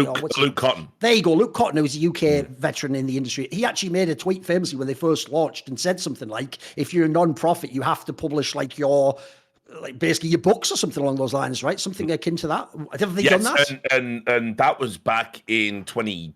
This is 2020, I think, early 2020, yeah. Yeah, and Ian Smith, the founder of ESIC, did promise there would be a full accounting available, and so far, no, it hasn't happened. And listen, it's no secret that I've been an advocate for ESIC. But things like this are extremely troubling because, you know, we need to know how much money they're getting, because we're assuming they don't have a war chest. Maybe there's some rule about non-profits that mean they can't have a war chest. I would be surprised if that was the case. I imagine there has to be some provisions for legal funding should you need it if you're a non-profit, especially given that this is effectively an entity that may face legal pushback. But we don't know. We don't know how much their partners pay them. We don't know how much ESL pays them. We don't know who's on what salaries. We don't know how the money is spent. And so the presumption has always been they don't have enough money. But we cannot say that with any authority. Even though Ian, when I spoke to him recently, it was like the first time I'd spoke to him in, I think, over a year. It was when I was doing that whole ESIC whistleblower story with that mad fucker who doxed me for having the temerity to say, would you like me to platform your allegations and investigate them on your behalf so I could definitively prove them should they be true? And for that, he doxed me because he didn't like the fact. What was it that upset him? Oh yeah, I did another story about that Akuma team, and I called the video Akuma Matata, and we took the manager of Akuma and put his face on the pig's body from Lion King, because that's the song from Lion King. And I think Pumba, I believe it's called, but yeah, keep going. And Richard slowly explains jokes. Anyway, continue. but just in case anyone doesn't get it, because they certainly didn't. They thought I was insulting his weight, which would be like the pot and the proverbial kettle, but whatever. Anyway, so he was really upset about that, and basically he even tried to induce me, I think, to give him some money at some point under the promise of sending me some information about an exploit. It was all very weird. But anyway, here's all you need to know about how dysfunctional ESIC is. This guy is, trust me, I interviewed him on 3 separate occasions. He's a fucking nut job. He's accused almost every professional player of fixing a match, which, by the way, I don't necessarily disagree with him on that point. But he's done it with absolutely no evidence whatsoever. He's accused me of taking backhanders from ESIC to my face, even though that makes no sense. That did crack me up, though, because if you don't know, Monty, what happened was Richard had already done back and forth all these articles, and this guy basically said to Richard, once he's found out Richard wouldn't just agree with everything he said, like, for example, just publish things without evidence, he goes to Richard like, oh, well, actually, now I know why you're doing this, because I heard that they had 60 grand that they were paying a video, and that was obviously your secret, payoff money, which is like, what? Why are you saying this now? What? And so anyway, so all you need to know about how dysfunctional they are is they hired him on a 6-figure salary. Fucking hell. Come on. So what experience is this guy? By the way, listen, I don't know ethically whether I could even take the job. I don't know where it falls into. I certainly couldn't work as a journalist if I took it. That's a given. But they've never even sounded me out. They didn't come to me. It's like I've done investigations and given them my findings gratis. And they didn't even say, hey, want a 6-figure job? They didn't even ask, politely over a cup of fucking tea. And they hire this fucking nut job just because, who says, I have my own database. His database is garbage. It's like screenshots of going, yeah, that guy fixed a match in 2017. It's like, it doesn't meet the evidentiary standard. And yet ESIC was so enamored with him, they hired him. So, I mean, listen, the past few months for me, it's been a real crucible. It's like trying to accept that I don't think ESIC as it stands can be what I hoped they were going to be. Remember, we're still waiting on the North American match fixing thing. All those motherfuckers will be retired in Valorant. They'll all be retired by the time the story comes out, and I don't think I don't think it's going to come out because what I'm starting to see. You'll notice these things that all of E6's flaws have been at the investigation point. Yes. That's where it's all fallen down. And, just to make 2 final points, and I'll shut the fuck up because I could talk about ESIC all day. I'll save that for my own stream. The 2 things it is, they should never have got involved in cheating because they don't know anything about the games. Yes. They should have disseminated that information to TOs and said, do with it what you will. They should have given it to Valve, showed them their findings, and said, what do you want to do about this? They didn't. They made determinations that made no sense. That's how you end up with Robban sat at home for 2 fucking majors for losing a game 16-1, experiencing a bug once, and reporting that he experienced it and walking away from his PC. And he's done 2 major bans. Meanwhile, guys like Hunden, I mean, obviously he's not going to be at a major. He probably will be when he works for Astralis. But you know what I mean? He just gets to dizzle his way back into the scene. And not only did he abuse the bug in a game, self-incriminate, then try and get someone with autism or someone on the autistic spectrum to also self-incriminate by trying to deceptively trick them. He then, after he came back from that ban, leaked his team's scrapbook under inducement of money to a rival team who he wanted to go and work for, who would, by all accounts, behind the scenes, offered him a job. and they played each other at the tournament he did it at. And he's back. He's eligible to have a job. He's eligible to go to a CSGO major. Like, the whole thing is a fucking mess. So, yeah, they should never go into the cheating, and they absolutely should just not be talking publicly about the investigation will drop by X date. Investigations don't work like that. That would be like a detective going to a fucking grieving family. We'll find your fucking daughter's killer by, Tuesday. You know, you don't do it. You let your work speak for itself.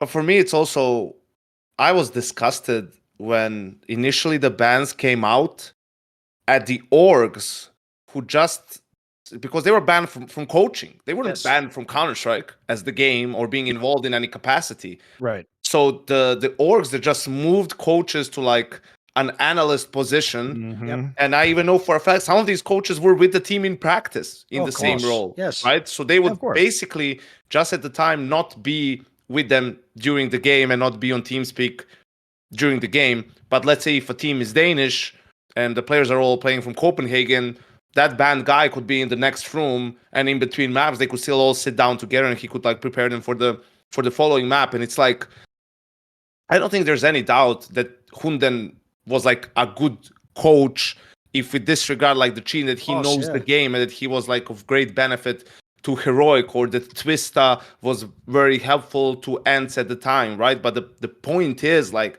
don't you have any fucking principle at all? Is it really just down to winning at all costs?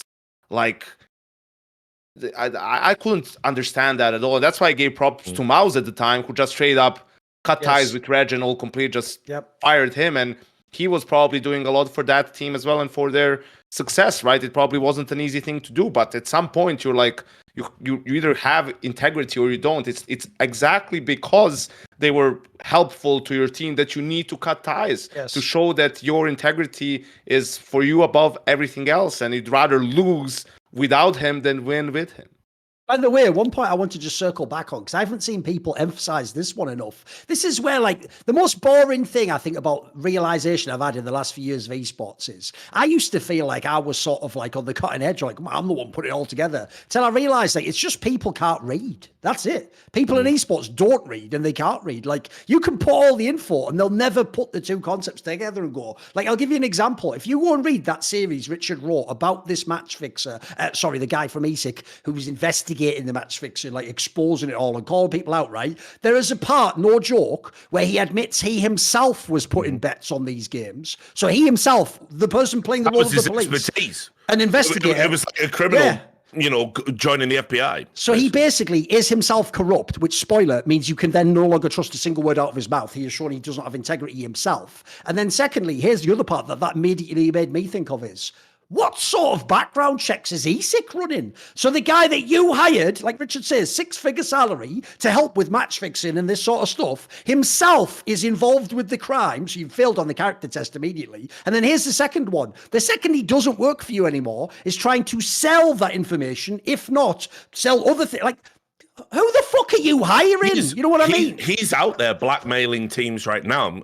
My last article of the year is, I also started a bit of a spicy one about Intel and how ESL have mismanaged the biggest sponsorship deal in esports. So maybe that comes out. Yeah. Maybe I save that for the 1st of January. Happy New Year, dickheads. Who knows, right? But the last article I'm writing is he's been going to he's going to players and saying, pay me money, I will give you the evidence. It doesn't even work. It's a screenshot. It's easily replicatable. It's not like a fucking... Why is he making like a movie? I know, you give him the sack of money, he hands you the screenshot, then he goes, sets it on fire. Well, that's that taken care of. Yeah, you're free to go. The message will self-destruct. I know, exactly. What the fuck? Yeah. So he's doing that, and when people decline, because, like, trust me, I've seen the type of things he considers evidence. When people decline, he says, right, I'm going to talk to all the invite tournaments and invite cups that you would ordinarily get invited to, which, spoiler, they only exist for match fixing purposes anyway, half of them. And you won't get invited anymore. So he's running a shakedown operation. Makes me wonder as well, what information he had access to while he was at ESIC that he's now able to utilize for this nefarious purpose. I mean, it's just another embarrassment. What the singular, like, you can talk about how we should have had a fucking governing body in esports in some capacity. The problem was we never had one because no one wanted to give up the power. Why am I going to let you make the choice? Nobody ever wanted an independent body. It was always, I have my own anti-cheat, I have my own rules, I have my own bans, right? I decide in lieu of the developer saying anything, what I say in my little kingdom goes. Everyone wanted their own little fiefdom. That was what it was all about, right? And hopefully it would be the biggest one. So we should have had an ESIC 10 years ago. We should have had an ESIC or equivalent after the StarCraft scandal. In StarCraft, sure. I'm talking StarCraft 2. I'm talking when the same thing that fucking happened in Brood War happened again in StarCraft 2. The exact same thing. We have to recognize, like, esports right now it's all a joke. It's sick. It's WWE. Like, if you go down to tier 2 in any esport, it's just fixing galore. And it would have been great to have had a body that could have addressed that, but unfortunately we got ESIC instead. Well, but I'm not sure that ESIC is in and of itself, unsavable. And I think that as we're talking about, they have to make fundamental changes. Sure. But I think we should talk about those fundamental changes because it's the state of CSGO right now. And to boil this down, basically, it's that we have an aspiring governing body that really has no authority and doesn't have transparent sources of funding, and that the developer and the tournament organizers don't necessarily have to listen to and aren't invested in. And I think one of the interesting things about the purchase of ESL and Faceit and their merger by the Saudi Arabian Sovereign Wealth Fund is that we've really drastically changed, and this does tie into ESIC, we've changed the mission of ESL Faceit Group, EFG, which is their new name, from a publicly traded company owned by this Swedish media company, MTG, where we know that if we had done the state of CSGO at the end of last year on this show, what it would have been is that ESL is guilty of churning out a bazillion hours of Counter-Strike, way more than are necessary, constantly overrunning the calendar because they are getting whipped by MTG and their shareholders to produce more viewable hours, to produce more resources at the lowest cost possible. And I think that what we have to say now about ESL, and it is going to, I think, take some time for the dust to settle because these are two massive companies that had to spend most of this year completing this merger and trying to figure out their new structure. But we are not supposed to see that from ESL going forward. The new mandate at ESL has to be, how do we grow and legitimize esports, particularly Counter-Strike, because that is the game that they have the most control over, because Valve is the developer that allows them to have control. And so one of those things is, how do we spend money intelligently to grow and legitimize this?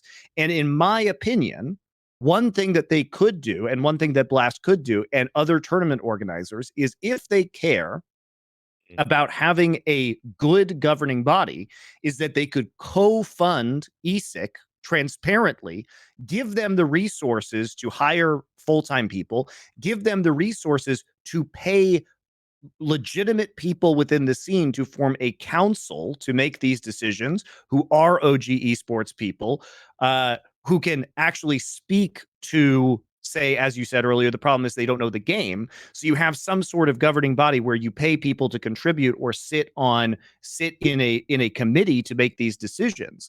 Now, the problem with this, obviously, is I'm very wary because anytime you create a governing body like FIFA or the Olympic Committee, it opens you up to absolutely nutty corruption, which is what we've seen. And that's why I want esports as far the fuck away from the Olympics as it could possibly be. Sure. But I think that if you actually do this properly and you spend some time thinking about it, that one of the things that could benefit the esports, so we don't have these, joke bans, and we have something that people can be really confident in terms of their judgments.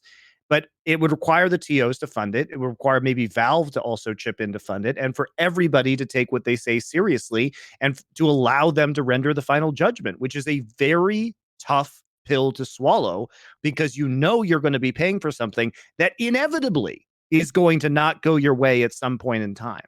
But if we're talking about how we create a really, really good thing for the robustness and longevity of the scene and the growth of the sport and the legitimacy, it has to be something like that. And I hope that that is part of the new mandate. And it's something that I think all games need, because as we know, the developer run esports, that we see with Activision, Blizzard, and Riot, their investigations are a sham. Their judgments are a sham. They have no internal logic to the way that they issue punishments or run or operate their leagues. So it has to be something independent, and it has to be something cooperative, and it has to include some of the most keyed in people within the world of Counter-Strike. But this is an opportunity to really create this and make a model of it for other esports going forward. And it is uniquely possible within the Counter-Strike community. Or you could just send every single case to Mahorn, have him watch it and tell us whether they're cheating or not. Because he is obviously like some sort of godlike, fucking seer, who, like the Oracle of Delphi or something, who you can just go to. But he's perfectly unbiased and has no possible conflicts of interest. No, whatever. You get the joke. But what do you guys want to see? Because the coaching it's the real problem, Monty. It's the same problem as every other area of esports. It goes like this. There are people who could actually fix it. Like, the joke is, that's why I bring up the Scoots example. Like, if this was 10 years ago, the mission would be, why doesn't Richard just do it? That really would be the first fucking step. The problem is, like, he doesn't have to he's not here to be a martyr to give his whole life to esports, to take all the shit from every single person. And then at the same time, have the same people turn around and go, do this thing just selflessly and I'll be your fucking tuppence. Like that's the problem. There are the really legit people, but at the moment, it has to be real funded. I mean, this would cost millions of dollars a year. Well, first things first, good luck getting anyone to fucking break open their wallet to pay for something that actually matters in esports. No one does that, apparently. And then the other thing I would say is, like, we just haven't in the esports space incentivized the legit people to do these things, unfortunately. Yeah, there's people I would trust. Like, I would like, the joke is, again, if we went back in time 10 years ago and this was like Richard Lewis, Sir Scoots, like, pick a bunch of other people that were legit back then, they would be amazing. Mira or something, I don't know, go through the line, pick a couple of player coaches that you could trust. Something like Janko from the very beginning of the coaching thing said, I was never involved. I didn't do any of it. He's actively called people out who did that. Like, there's the obvious people who could help are here. But the point is, like, why would they help what seems like a joke org? Well, but I mean, I agree, some random guys 6 figures to do it. Yeah, but I mean, this is a unique opportunity because of the new mandate that has been given to ESL, right? And it's unique here because other developer-run esports, as we potentially approach a recession, are cutting back. We know the budgets in Valorant are getting slashed. We know the budgets in League of Legends are getting slashed. So we're really turning to the Saudis, like, save us, and then they look down. No. Take this L, Western. Like, I mean, it's a weird. They're not going to save us money. It's a weird situation to be in, with this one where there is the independence and resources to maybe accomplish that. I'm not saying they are going to do it. I'm just saying that this is the only shot. Oh, I put it this way: the real point Monty wants is that the last thing he said there. The emphasis is you can't do it in the other games. Like, Riot and Blizzard are in your way, and spoiler, they're utterly corrupt anyway. Like, obviously Blizzard's on that Got Milk fucking commercial from the 90s that Richard might remember from the old American comic books. And then fucking Riot's whole shit is like, don't sabotage Beastie Boys, in it, just fucking sabotage all the women's lawyers and that. So, like, you can't expect these people to fucking police the game. So yeah, you are right. CS:GO is the only one, but as I say. Like, another meme, irony. Like, you would have to be pretty desperate to come to me for help, says Crown Prince Mohammed bin Al Saud. Come on, Monty. I'm just saying, we may not like it, but it's the best. Don't call me cynical or anything, but No. I mean, look, that's absolute nonsense. You couldn't have any. I mean, like, as it stands, it's already problematic because we know ESL pay what is presumed to be a disproportionate amount of money to ESIC. One of the reasons why a lot of people didn't want to buy into ESIC, they're the main funding partner, right? I'm assuming they're the main ones. A Trojan horse to get ESL all up in your shit. So that was why people like Faceit hilariously would be like, no, we refuse to acknowledge ESIC, and now you just ESL's fucking afterbirth, owned by the fucking Saudis, the little boy in the room. Sent you executives on this podcast to fucking say things that just are now already demonstrably not true. So, I mean, what even is Faceit at this point? Like, what even is it? You got FPL, that's about it, right? So, but anyway, so no, you couldn't have them run it. You can't have anyone. Here's the hilarious thing. It's like that old adage, isn't it? Anyone who wants to be a police officer, there can't be one. And so the problem we've got is anybody that says we would happily police the scene and put money into it almost certainly can't for a number of reasons. It's not that they would run it, it's that they would fund an independent body, and again it would clap them back at some point in time, inevitably, was my point. Right? Yeah, but that's essentially what we have. The problem is the one we've got now, this was as good a shot as we had. This really was. ESIC was as good as it could have potentially been. You had people from real sports, I say real sports, cricket, right? It kind of counts, right? People from a real sporting background, but crucially, real lawyers with an understanding of sports. Ian has represented, he's essentially prosecuted match fixers on behalf of cricket's governing body, but he's also appealed for people who we thought had bans that were too harsh. He's been on both sides of the equation. And so that was what I thought. That's why I thought this guy can be the guy. But what I've come to realize is, it's not just to single Ian out, the whole entity is that they just never had a handle on esports. When they came in and said, we will start policing match fixing in esports, I don't think they realized how much there was. When they said we will police, cheating in esports, I don't think they realized how it differs from game to game, and how you really have to understand the game and the cheats and how it all works to even declare yourself as an authority fit to police it. They said we're going to do doping in esports. That's the dumbest fucking thing of all time. The dumbest thing of all time. When Riot fucking staff are saying... fucking interview. Yeah, right, exactly. When Riot staff are saying to me, we can never do drugs tests in LCS because every American player would pop for fucking Adderall. How could you drugs test at a Call of Duty event? I'm amazed half those cunts have teeth left. It's ridiculous, mate. They look like half of them look like fucking meth heads. You can see them visibly on screen, sweat pouring down their face, grinding away like, oh yeah, nothing going on here, lads. Don't worry about it. You know what I mean? Like, how could you ever do it? By the way, like, I'm gonna just say it. Like, do we even know who's done the definitive Adderall makes you an esports god study? Point me to it. Oh, that's right. It doesn't exist. So why do we even give a fuck about doping?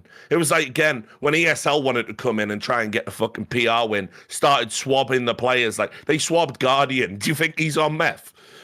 Like, do you think he's on Addies, mate? You've seen the size of him? You're dumb. You just insulting a great out as well. I know. God. You're just insulting a great fucking player. What an insult. What an insult. Because what? Because some dickhead Americans decided to, talk out a turn in a fucking off-the-cuff interview. It's like, man, come the fuck on. It's not a big issue for me, the doping, but they have a whole thing about it. They put resources into it. They have a code of conduct around it, blah, blah, blah. It's just like, I just don't think they really understood what they were getting themselves into. And the whole last year, 18 months, whatever it's been, they've been trying to climb out and get back to let's just stick to basics. Let's get back to what we know, which is betting data and match fixing. That's what they do really well. But, the community's just lost all confidence. And that was the only thing keeping the whole fucking illusion going, wasn't it? I think you can also tell which one of those articles are bullshit or which one of those are just publicity stunts, because all of those, like the doping stuff, when they became a member of WADA or whatever it is, it's like when those go out on, Forbes.com and all the C-level management tweets it out, that's what, this is just probably some bullshit. It doesn't matter. And it's just out there so that when someone Googles it, their name would pop up next to it. But I think the problem is in esports in general, let's talk about Counter-Strike. It's just a vicious cycle where ideally, Valve would be the one funding it, but they're never going to do it because they're hands off and they don't want to be entangled with it. And then someone would have to follow up on where the funds are going, it's just too much hands on for them to do it. So then the only other entities really that could do it is either the TOs, right? Or the players themselves through CSPPA, right? Those are the only other parties that could fund something like this, which is, first of all, I mean, there are potentially some conflicts of interest there depending on how it's handled. But also, I mean, ESL, obviously until recently, but everyone is hemorrhaging money, more or less. So how much money do you really want to put if you're Blast or if you're ESL from last year into this into this body in regards to that? Sure, you want to help out, you want to do something, but the reason why ESL was doing tournaments like they did beforehand and why you have, some sponsors still on the show is, well, because they were trying to, it's obvious, as you guys know, it's a massive difference whether your company is publicly traded or not. The main difference being your books are public, there's quarterly reports, right? So, I'm sure there was a mandate at some point for ESL for hey, we can't have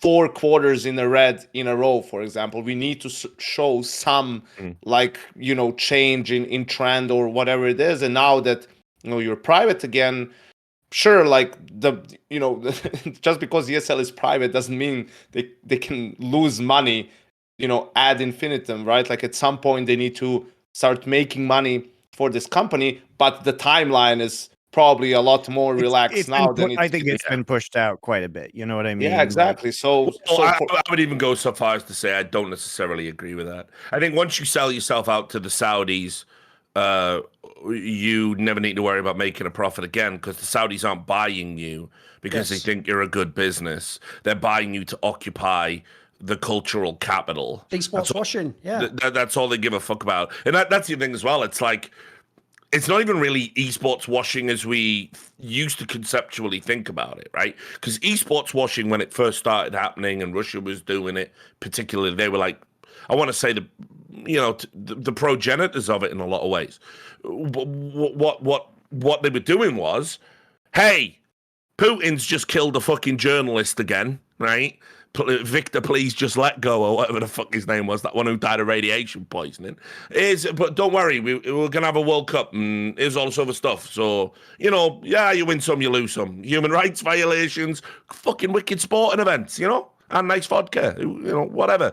So you're bewildered and blinded by it. That's why they call it washing, But now what Saudi does, and what Qatar has done, and what the United Arab Emirates are doing, is, and China as well in some areas, they put the money in, and they put so much money in, and they wait for you to become reliant on it, and then they come to you and they make you an offer you can't refuse, because they can turn your fucking lights out. And what it's about is, it's about having the guarantee of the message, whatever the message needs to be at any given time. And this is why you saw in Qatar, the England team folded. We're not wearing the One Love armband. Ooh, we really care about gay rights. Just not enough to get a yellow card, unfortunately. And they know you're going to fold. And so basically, it's no joke to say you will see ESL advertise some unsavory shit. It's a matter of time. Yeah. It's a matter of time before Neom's on there. Yep. It seems inevitable at this point. Yeah. Yeah, it's 100% inevitable, and that's why they're doing it. It's not about the profit. Yes, it's about normalizing evil shit in the eyes of people who would just be, you would never agree to it if it was your government. You would never agree to it. This actually, what you were saying earlier as well about the fact that they've tried to do too many things, I think that's also one of the number one things you have to address about the ESIC thing. It's narrow the fucking focus. Make it one thing and be really good at it and nail it. So, for example, I would tell you what I would make my number one rule tomorrow. It's what CSPPA already does, just by virtue of the fact it's the top players. It's only about CSPPA realistically is an association of tier 1 professionals. It isn't all Counter-Strike players. It isn't Counter-Strike players in China. It's none of that. Because they could. Not only would they not waste their resources on that, but no one gives a fuck, let's be real, except for tier 1 pros. So spoiler, first of all, the way I knew ESIC was really in trouble right out of the gate is they called it the Esports Integrity Coalition. You're doing all of esports now. You know, I'm the person who has to face that fucking stupid line a million times for the last 10 years. Like, you call yourself an esports historian, but you've done nothing on Smash. Like, there wasn't even a game when I started your moron. There was, 4 games, and one of them was Quake. Like in this scenario, you're not the Esports Integrity Coalition. You're the CSGO Integrity Coalition, and best case scenario, just take care of Tier 1. If you can just take care of Tier 1, that fixes, by the way, 99% of what we care about. Because as Richard says, we all, if you're not a moron at this point in time, understand the score of what happens when, even though we're not in the online era anymore, you have one of those giant cups that starts with all the Swiss systems, and then magically those top 10 ranked teams drop in at the quarterfinals, and they sure drop out of the quarterfinals and the semi-finals a lot, don't they? Magically in matches where they would be like 8-1 fucking, like the other team would be an 8-1 underdog, and what do you know?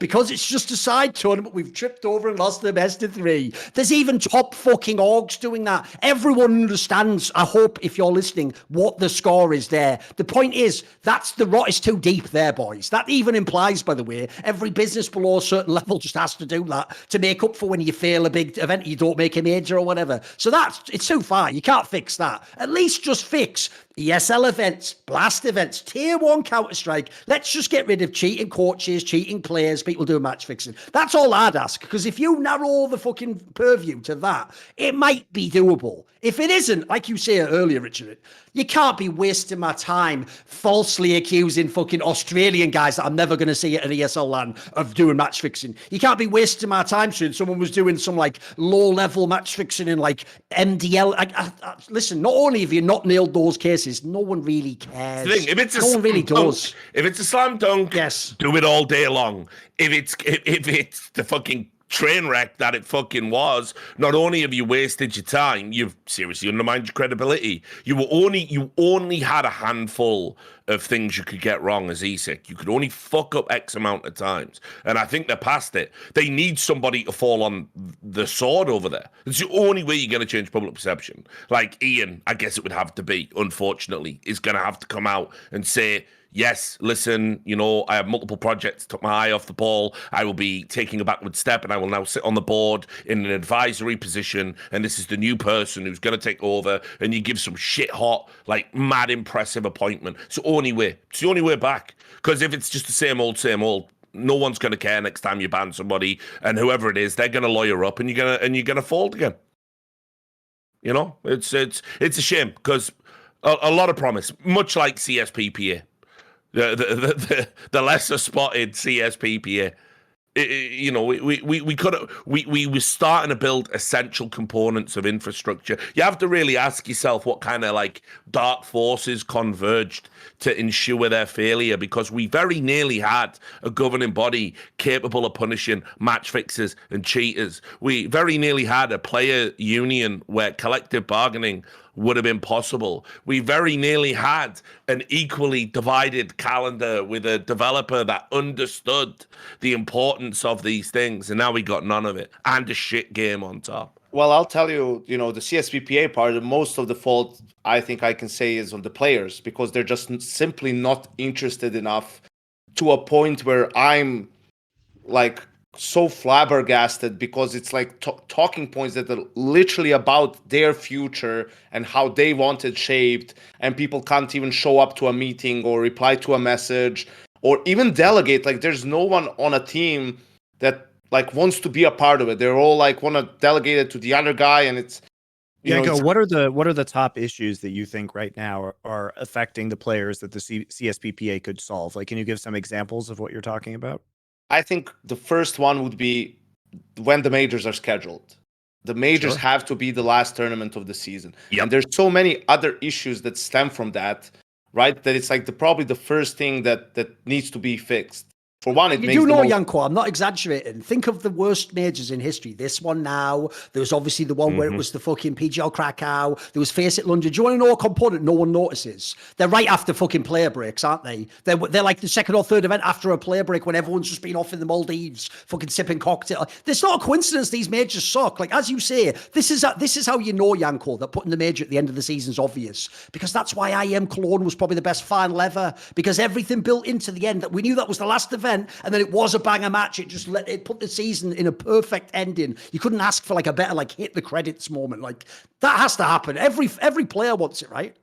And it will be interesting that, well, the players, as you know, they're at fault for that initially, because first I think initially they were towards the end of the season, right? So then the complaint was, oh, we're too tired at this point, we're too jaded, we couldn't like prepare properly for the tournament, like move it at the start. Then it was at the start, Boston Major, Atlanta Major, right? And so on. What happened then? Oh, it's right after the player break, so we're all so rusty. It can't be the first tournament of the season, the most important one. We need something to lead us in. And now we have this monstrosity, right, where it's like in the middle. So sometimes now, especially with the added RMRs, it's like you could tell Pro League RMRs were 2 days after Pro League finals, the game started, right? Like that's so insane for teams that went deep in that tournament, right? For example, Liquid had to travel on Monday to Sweden for the NA RMR, do media either like Monday when they landed or Tuesday morning before the games, and then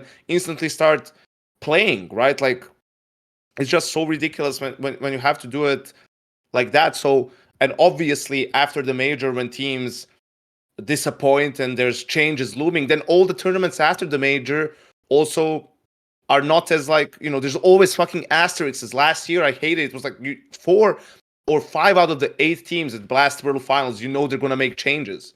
Like and then Same shit with Dallas this year, mate. Yeah, Dallas didn't have Navi Most there of the as teams well. Lost all the outstandings and visa FaZe problems, lost everything. to Cloud9, just came Stop straight from holding the major. events in America till they fucking, So we need to put a total ban on American events till we can figure out what's going on. That's all I'm gonna say. It's a fucking joke, the visa process for esports. Yeah, so have all these things that keep adding to it when you're just so silly, and it's so easily fixed by this one thing. And then you could, even with the circuit, you look at the tournaments we have, you could even figure it out in a way where the season actually makes sense. Like if you start with Blast and the major is at the end of the season, you start with Blast groups, like that's a lot of games can't really get eliminated even, right? Like as a lead up after the player break. Then you go into Katowice, which is a big fucking tournament, and there's a lot on the line, and the players like enjoy playing it, like it means a lot to them. So then you have that. Then it goes into Pro League after that, which again is a long format, a lot of games. If Katowice didn't go well, there's your chance to test things out, change roles within the team, possibly, and whatnot, right? After that, it's probably the fall finals. You have the showdown somewhere in there. It's fucking online. Who cares?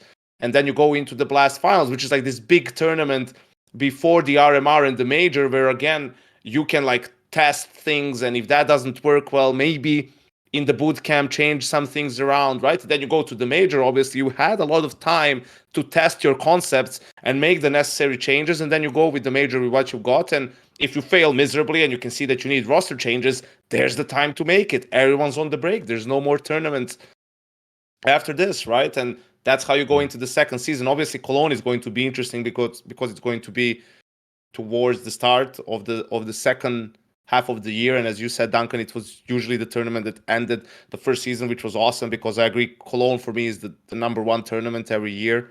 So yeah, and obviously you have a couple of IEMs in there and some other tournaments that you just, you don't maybe even have all the teams there and whatnot. And those tournaments are like cool, but again, they're just on the line between some of the bigger ones. So I think that would help fix a lot of the issues that we have, even with building narratives and building hype and storylines, right? The only thing that still remains a bit maybe difficult is, Blast has this thing where their groups are the first event of the season, and then the finals are like 4 months later or 3 months later, so you lose a little bit of... It kills the narratives a bit on this specific tournament, doesn't it? Yeah. Exactly. Well, but I mean, I think that may not be the way that they like to do things, but they do have to schedule around Pro League and these other events, right? So I think that might just be an issue of them finding spots in the calendar. I even said for Blast, like I wouldn't have these groups and all this stuff. I don't know if they have budget for it, but initially, I don't know if you guys remember when we were doing it, like they were mentioning more of an F1 sort of a style with the circuit. And I agree, Copenhagen Royal Arena is a big one. I think Lisbon, they've also established a good base there, and those are like cool. You find like 2 more and then you have 4 in the year, and their tournaments are also, shorter. Usually it's only 8 teams as well, so that helps with things. And then you have these world finals, right, to top it off, and that makes it 5 or 6 events total for the year. I think that's better than have these groups where you're playing for nothing. It's also, I know the players are frustrated. It's like you have to be there for 2 weeks, and while other teams are playing, you kind of are staying there, and there's all these games that are all like all over the place. So it's just a little bit strange. So I think if they, let's say can and make that change, not for next year, but the year after, then all of a sudden it's like adds up a little bit better. You add the V-Play, the academy stuff, some of this online tier 2, tier 3 thing, and it's suddenly starting to shape up a little bit better, and it's all making a little bit more sense. I mean, should have I think obviously ESL deliberately running Pro League in a way that's just like it's deliberately. Yeah, I think we should talk about the kind of scheduling of the circuit in the current state, because this was obviously, I think ESL under their, as I mentioned earlier, their previous mandate when it came to during the pandemic, just maximizing viewer hours at the lowest possible cost. Yeah. I mean, this year has been the return to LAN. It has been the return to live events. And are you guys satisfied with where the circuit is right now? Because it's effectively been divided up between, Blast and ESL. And it doesn't seem like there's a lot of interaction from other tournament operators, and it seems like that's probably going to be even less in the future. Like with the war in Ukraine, WePlay was kind of has kind of sputtered out. Star Ladder has been intermittent, right? So where do you see this going, and where do you see the calendar going? Because if anything, Counter-Strike needs fewer events, in my opinion, because we need better focus on the storylines and to kind of hype up the events that exist rather than just ultra saturating the calendar. This is the problem. What you're saying is what every pro has tried to say for the last 5 years. And here's the problem. They're wrong. Because what you're thinking of is this, the best case scenario. The reason why pro players never, ever could skip events is because it's the best example is something like the RMR, right? What if I skipped the event? I mean, in this case, it was Pro League, like Janko says, but let's say it was just a normal event. Like I skipped the normal event, a medium-sized event, because I want to focus on the RMR and the major, right? I don't get through the RMR. Now what am I doing during the major? Sat on my hands. Nothing to do, nothing to play. So the problem is that everyone begged, because spoiler, they were all the players in the top teams. These were the players in Astralis and FaZe and MIPR. They were just going to the semis of every tournament. So for them, that was normal. They never thought, what if I ever have a time where I'm not good? And so the problem at the moment in esports is the reason why IEM Dallas sucked this year wasn't totally the fault of ESL and the event. It's that people signed up knowing it's a week after the major, thinking, well, I don't even know if I'm going to make the major. And even if I go to the major, what if I bomb out in the Swiss system? I'm going to want that Dallas event as my bounce back. Oh, wait a minute, what's that? I'm Navi and I was in the final and lost by a round in the middle. Well, then fuck, go to that tournament. What's that? Oh, actually, I think I need to renew my passport. We've got like another event after. You know what I mean? Like that's the problem. It works in theory when you know, like if you could know what form all the teams are in. But if you look at the circuit, I actually think this is a controversial take. I think the current number of events actually could be perfect. I think there's just enough space. Like it averages, if I'm going to guess, a tier 1 events, I'm going to guess we average one every 1.5 months or something. It's not as many as people think. Go back and look. I know this because it's the angle actually on the whole FaZe era that was so lost. People kept acting like this is 2019 and you have to win like 17 events. There's only about bloody 10 tier 1 events max, maybe 8 in the whole year. So actually, if you do win, I mean, they almost won like 5 or so, you would be the team of the year instantly. You would have the era instant. You know what I mean? Like the time frames changed a bit since we came back to LAN. So to me, I actually think, I know part of it's cost cutting from the online era. I actually think we're almost in the sweet spot of how many LANs you should have. But I do agree. What I wish you could do instead is use the time between to build into storylines. Because I always say this. I've been asked a million times by fans in my AMAs, etc. They always say the same question.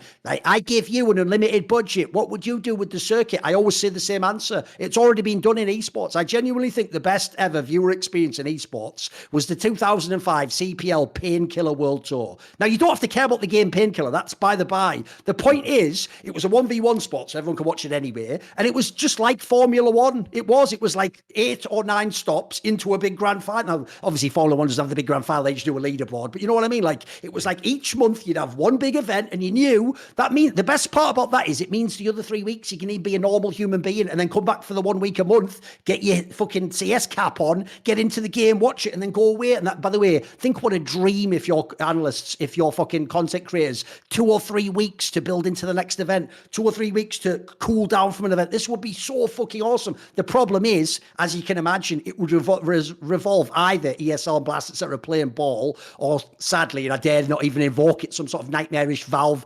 DPC type scenario, which sadly has never really been pulled off. But to me, that would be the dream. And then you could do every event you want. So if Janko wants an event in Portugal, have a stop there. If I want to stop in fucking North America, have one in New York. You could even build it out. I think that would be the dream for me personally. But how is it like open qualifiers for those tournaments? Or we'd have to figure this out, right? Yeah, but because I was going to ask you this question, I mean, for all of you guys, what's the ideal, like, tomorrow, the ideal circuit? How does everyone else do it then? I did my basic. What would you guys have? You go, Janko, mate. Well, I was going to ask the question. I obviously wasn't expecting to answer it first. But let's say, I think for me, it would probably be something where it's a tiered system. Like, I think a league sort of a thing would have to exist, right? Mm. But as in, we have to tie tier 2 and tier 3 to tier 1 as exactly, well. right? Like, we would have to have it. I wouldn't want franchise, like, closed circuit. I wouldn't like that. I think CS has a lot of, like, there's a lot of people playing it. But what we've got now is franchising by any other name. Let's be clear about that. Well, I don't know, like a good proportion of ESL, like Pro League, is, but we also team in ESL. If the Blast team's the same. Blast teams have all signed an agreement. They're all in the league. Yeah, all the ones in the groups. Yeah, but ESL. The TOs are there. Yeah, no, I agree in that sense. But I play as well. From doing all the Pro League, like almost every Pro League, there's a different set of teams that come through the qualifiers, right? Like, yes, there is a good number of names. I'm not even sure how many teams now are in the Lure agreement. Is it like 12, 14? No, they expanded it. 14 was the original, wasn't it? So it's maybe 14 or maybe a little bit more. For me, I would say that's too much. Maybe you want less. And also, I mean, I'm digressing a little bit, but we all know why the Lure agreement happened. Because you had E-League, you had ESL, Blast was coming up, you had Star Ladder, potentially Epicenter every now and then. Flashpoint also pushed them into the Lure agreement. Yeah, so it was also a matter of every TO had the same problem. Like Duncan said, they realized they had to skip tournaments. Obviously, you don't want the best, and it's only the best teams who did it. You don't want to have a tournament without Astralis when they're the best team in the world. It obviously takes a lot away from your tournament and the meaning, how meaningful it is, and the viewership and whatnot. So that's why they started going for these agreements to secure the teams, meaning secure the viewership and whatnot for their biggest tournaments, right? And that made sense at the time. But if you look at it now, well, I mean, things are pretty much set. Do you really need to do that? Now, I don't know if, let's say, ESL scraps that and says, hey, we're just doing tournaments normally. We're inviting you based off of the ranking or whatnot. Does that extend an invitation for some people to return and organize tournaments or not? Like what their view on it is, I don't know. But maybe at this point, it's not as necessary as it was at the time to have this sort of a system and this sort of a circuit for them.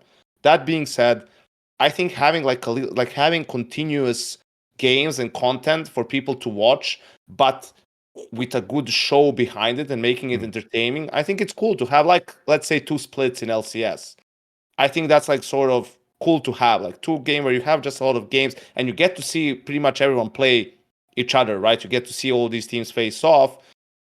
But let's say, about what I hate about League is there's so much like riding on Worlds, similar to TI, right? Like I would add in League more like tournaments, like what was it, like the mid-season invitational or whatever, like more tournaments, like cup style tournaments. But you don't.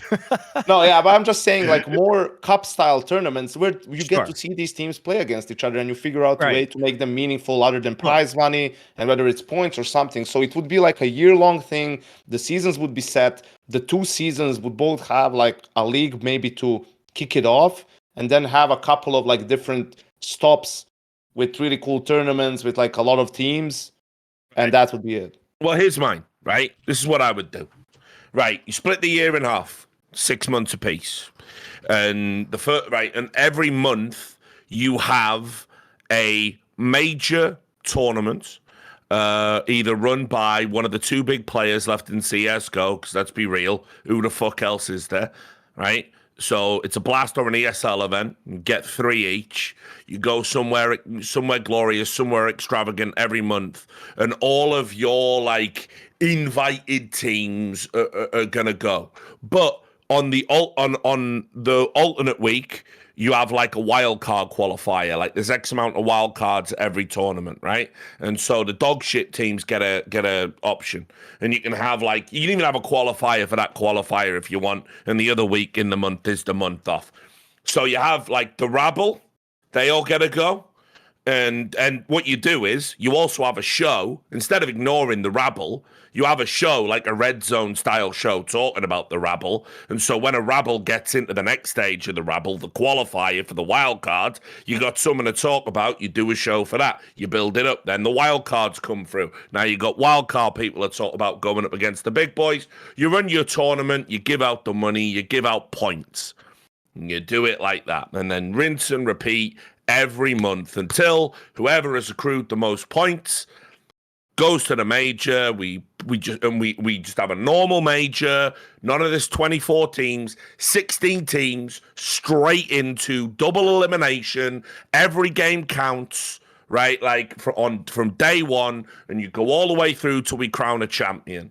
On the day we crown the fucking champion, someone impersonating Gabe Newell comes out and goes, "Well done. These are your world champions for this first half of the year. 3 maps are going out. Yep. 3 maps are coming in. That's your map pool for next. Enjoy your player break. Let's get on with it. Start the cycle again for the second half of the year. Rinse and repeat. Now you've got a fucking circuit that makes sense. Now you've got storylines that are cohesive. I think what it boils down to for me is what you guys have identified without naming it, which is that there is a clarity problem with the announcements that are being made. And at the end of the day, as much as it pains me to say this, as somebody who has long advocated against developer overreach in games, I do think there is a middle ground that Valve could take on some of these issues when it comes to administering the circuit. And they already take proposals to do the majors. And in an ideal world, what I would say is that tournament organizers Valve says I think the idea to split it into 2 halves of the year, so you have a very clear like first half champion and second half champion, so you have 2 world championships effectively a year. And you have a show match at the end of the year. Yep. Both of the major champions in a one-off. Stick a fucking mill on the line. Sure. I mean, there's a bunch of fun stuff you could do. But the problem for most casual fans is that the circuit makes no sense. And I think that organizers should have to apply, just as they do in order to have a major, to be part of the circuit. And yes, that means that even Katowice and Cologne, these very important tournaments, will have to apply to be part of that circuit every year. And Valve says this is the road to the major, because the RMRs are one of the most horrible systems that I've ever seen developed in esports, because they are so fucking confusing and so useless. I think you need a clear qualification process to the major, and that we say, okay, this tournament organizer is going to get a crack at doing this event. You apply a year plus in advance. So we would take applications for 2024 now, and here's the codified circuit. Here are the 4 stops on the circuit. And it doesn't mean that other TOs can't run events. It just means that those may not count for major qualification or be part of the official circuit, and it's up to other people in order to advertise them. You know what I mean? Mm-hmm. And I think that is it. You have to really solve the clarity issue first and foremost in this game, because that is what is holding it back from further popularity, in my opinion. Well, is that basically like DPC, sort of? We're halfway between DPC, which, by the way, if you talk to anyone over in Dota, they'll tell you, fuck DPC. We're at like a halfway house between DPC and WCS with StarCraft, basically. Yeah, because, that's where we're at. With the RMRs, I agree, it's like terrible. It's also, for me, it's why does a major champion need to requalify? for the major. I agree. I mean, which is ridiculous, right? Because even if they're bad, you still want them there as a storyline to defend their crown, because that is compelling watching for people who only watch majors. Yeah, but that's how we used to do that shit. Yeah, so I know, but and I can never go away from that. And I understand that, like, people, and I agree that probably all 8 teams to get a slot at the next major is too much, right? But now you can argue whether it's 2, whether it's 4. And I think, the RMR as a concept, like to have a tournament so that you look at the points from the previous major, and then let's say the finalists qualify immediately, and then 3 and 4 probably need just not to be last, and they'll book a spot at the major, and if you can come up with a point system. But it's also, I hate the format in so many ways, because now it's so much riding on the RMR. How can, first of all, you have the best of ones, but then also, a team like Sprout, who can do nothing all year and show up at the RMR and, book a spot and be like a Legends team and skip a stage of the major and guarantee themselves top 16, which is also, people underestimate, like, if you're top 16, that means you have a spot at the next RMR. You don't need to play the open qualifiers, which for a team like it's fucking massive. Yeah, like they have secured probably even for their org so much with like 1 best of 3 win potentially and 2 best of 1 wins. Also, people forget this. A lot of people who are fans don't seem to be aware the seeding is even done based on RMR results. Yes. So in this example Janko gave, you would have Sprout, because they just placed higher in an RMR. Remember, the RMRs are even fucking separated in Europe, and then we have different regional ones. So we're also acting, by the way, no joke, like winning the RMR for Americas is like better than being like just like a good team in Europe who comes like through like the 3-2 game, which doesn't make any sense at all. But it means that Sprout can be a top seed in the top 16 phase of the tournament, whereas Vitality just won Pro League like 2 weeks before fucking the major or whatever. They have to, because they went through they qualified in a previous stage, but then they went 3-2 in the first one. They're treated like the big bitch, like worst team in the whole tournament. And the actual like seeding would be Sprout is the favored team there by the fucking system. There's another thing, by the way, that I don't know how we fix this because Valve doesn't seem interested, but I'm so sick and tired of having to pretend like this is an abstract discussion like ancient Greeks are having like by the fucking sea about like the universe, right? We have a fully functioning ranking system. It's called the HLTV top whatever. You make it the top 20 in this case if you want. Nobody disputes this, by the way. At worst, people think things where either they don't understand the circuit, so people go like, how could Mouse be 4th? Because they came top 4 at like fucking IM Cologne. Were you watching? Were you following the tournament? Like, do you know what you're talking, or top 6 or whatever? Like, they have to be. There's only, like I said, 8 tournaments a bloody year. Like, if you place top 4, you have to give the guy a boost that can't just go, but I don't like you, so I'm going to keep you. That's a personal ranking. So anyway, the point is, in the world rankings, all we really dispute at this point in time is stuff like, that's why I say top 20, because once you get outside top 20, it gets mad murky and one result can put you. If you go just the top 20, the debate would be like, well, I think the one that's number 3 should be number 4. That's like the debate. Or maybe worse, number 3 should be number 6. No one is ever doing what the current system does, which is Sprout. Yeah, they're better than Vitality. That's what the Valve system does. That in itself, people don't realize it's everything combined. It's the best of ones. It's the Swiss system randomized element. It's the Bucot system. It's the seeding. It's the RMRs being divided up. You add it all together, and that, like, this is why I'm actually on a low-key level, because it's not ESL who decided all this. I feel slightly bad for them, because just like the Faceit Major, some of the things they fucked up were their fault, but in the same way as the Faceit Major was ruined by the playoffs being really boring, the same thing happened here. The perfect storm of all the bad elements of the format conspired to just make a whack tournament. And that's why this was the worst one ever. Because normally when you get upsets, it is the traditional underdog story. An underdog team, like when Big beat FaZe at Cologne years ago, or like in this case, Fury beat Navi. Normally that team goes on a run and you follow their run. This was the nightmare where you get the big dog gets upset, but then it's BNE and they just lose immediately. And then you know what? Ents takes off Vitality. Wow, let's see how advanced goes. Oh, just the next even said, Duncan, they even went, it was our dream. Like, they'd won 1 best of 3 to stay in the tournament. Yeah. Still had to win 2 more. It's our dream. That's your dream, is it?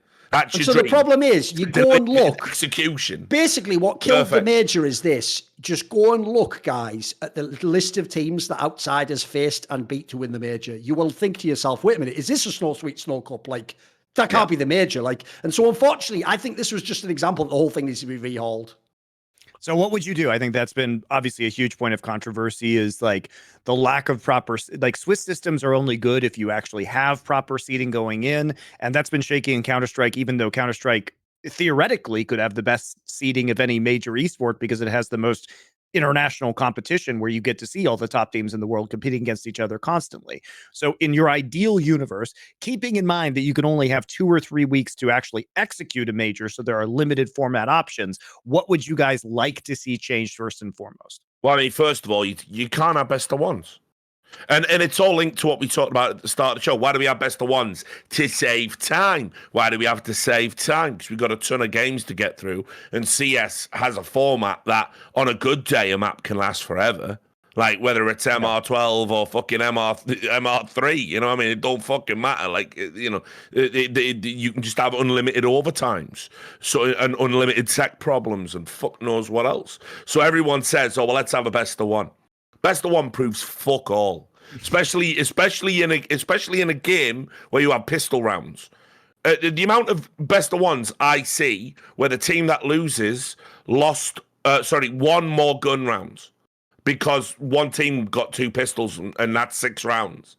So all of these things are inextricably linked. You cannot have a best of one at a world championship because it doesn't mean anything. All that happens in the veto, both teams go to the map. Yeah, the veto's a mad underestimated part, isn't it? Because people always act like it's the same as map 1 of a best of 3. It isn't. What makes a best of 3 amazing is it means if you really are much worse than me, if you're Sprout and I'm Vitality, yeah, you can ban whatever map you want. I'm going straight into your weak point because you've got probably 3 maps you're really good on.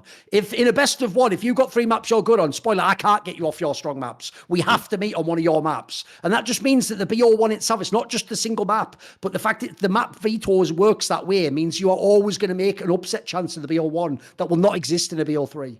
Yep. So you know the whole point of a best of 3 is that you might get to play you don't get to play your best map and you don't play your permaban because but by the way the concept of permabans is stupid, but I won't get into that now, it's not relevant. But so you have to sort of intelligently see what battlefield can I get on, what battlefield can they get on, and what am I willing to leave in there as a decider that I think I have at least a puncher's chance on. So there's a lot going on in the best of 3 veto, and that itself is an art and a craft, and the best IGLs and thinkers about the game do incredible vetoes. So by having best of ones, you remove one of the best aspects, in my opinion, of the entire fucking esport. But as I said, it's not even so much about that. It's that the format we have at the moment inherently gives an advantage to weaker teams. And I'm sick of pleb fans going, but upsets are good. Why are they good? Why are they good? Let's think about it. Because this is what fans do. They think that the underdog is exciting, but the problem with underdogs is that unless it's a very rare exception, what happens is you see what you have at the major, which is that a good team will get eliminated in groups or quarterfinals, and then the immediate next match is dog shit as a result of that. Now, we had a very weird aberration in League of Legends this year with DRX actually winning Worlds, but every step of the way, we expected them to just shit the bed, and we expected a 3-0 finals where they just got completely blown out, and we were very lucky it didn't occur, but people have to realize that is a very, very strong outlier. For the most part, there aren't these Cinderella runs. That's why it was so remarkable this year. And here's the thing about Cinderella runs, guys. If the team is the best team at the tournament, they're just going to win it, even if you think that they're bad, right? So it's not, you want that underdog story to continue, but you don't you very, very rarely want the underdog to actually win, because as much as fans say they like that, guess what? Viewership goes down when it's not the big names in the finals. Yes, and it's not just a viewership thing. It's like I say, why are we penalizing teams that work so hard to have a broad map pool because they won't lose best of 3s? Like, why are we doing that? We are literally penalizing all the teams that prepare so fucking hard with a format that completely cuts them off at the knees. That is trash. That is absolute trash. We should never have agreed to it. And not only do we do it at the RMRs. We then do it at the World Championship itself. So we've got underdog on underdog action at the fucking World Championships. No, this is shit, boys. Like, come on, enough's enough. So, and like I say, part of the reason is because we're esports and we pretend we're real and we've got all the money and we're mainstream now. Hello, and everyone is making fuck all. That's why we keep taking sponsorships from fucking dodgy entities. It's why we keep getting bought out by fucking tyrannical regimes. It's why we fucking...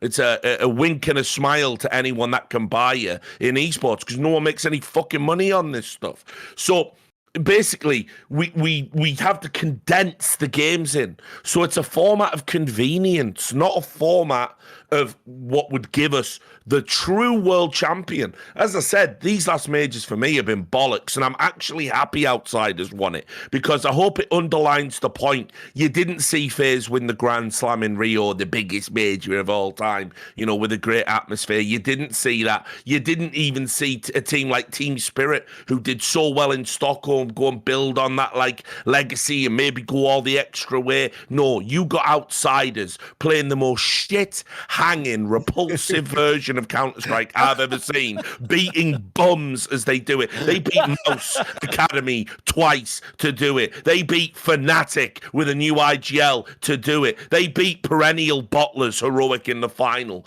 One of the worst finals of all time. That's what you deserve until we fix this fucking format once and for all. So we've gone with the Joker, you get what you fucking deserve type ending on this one. Okay. I will say though, because I've been like their proponent throughout the major for Outsiders, is like they played really good CS. Like it's high level CS, but yes, it's fucking boring to watch.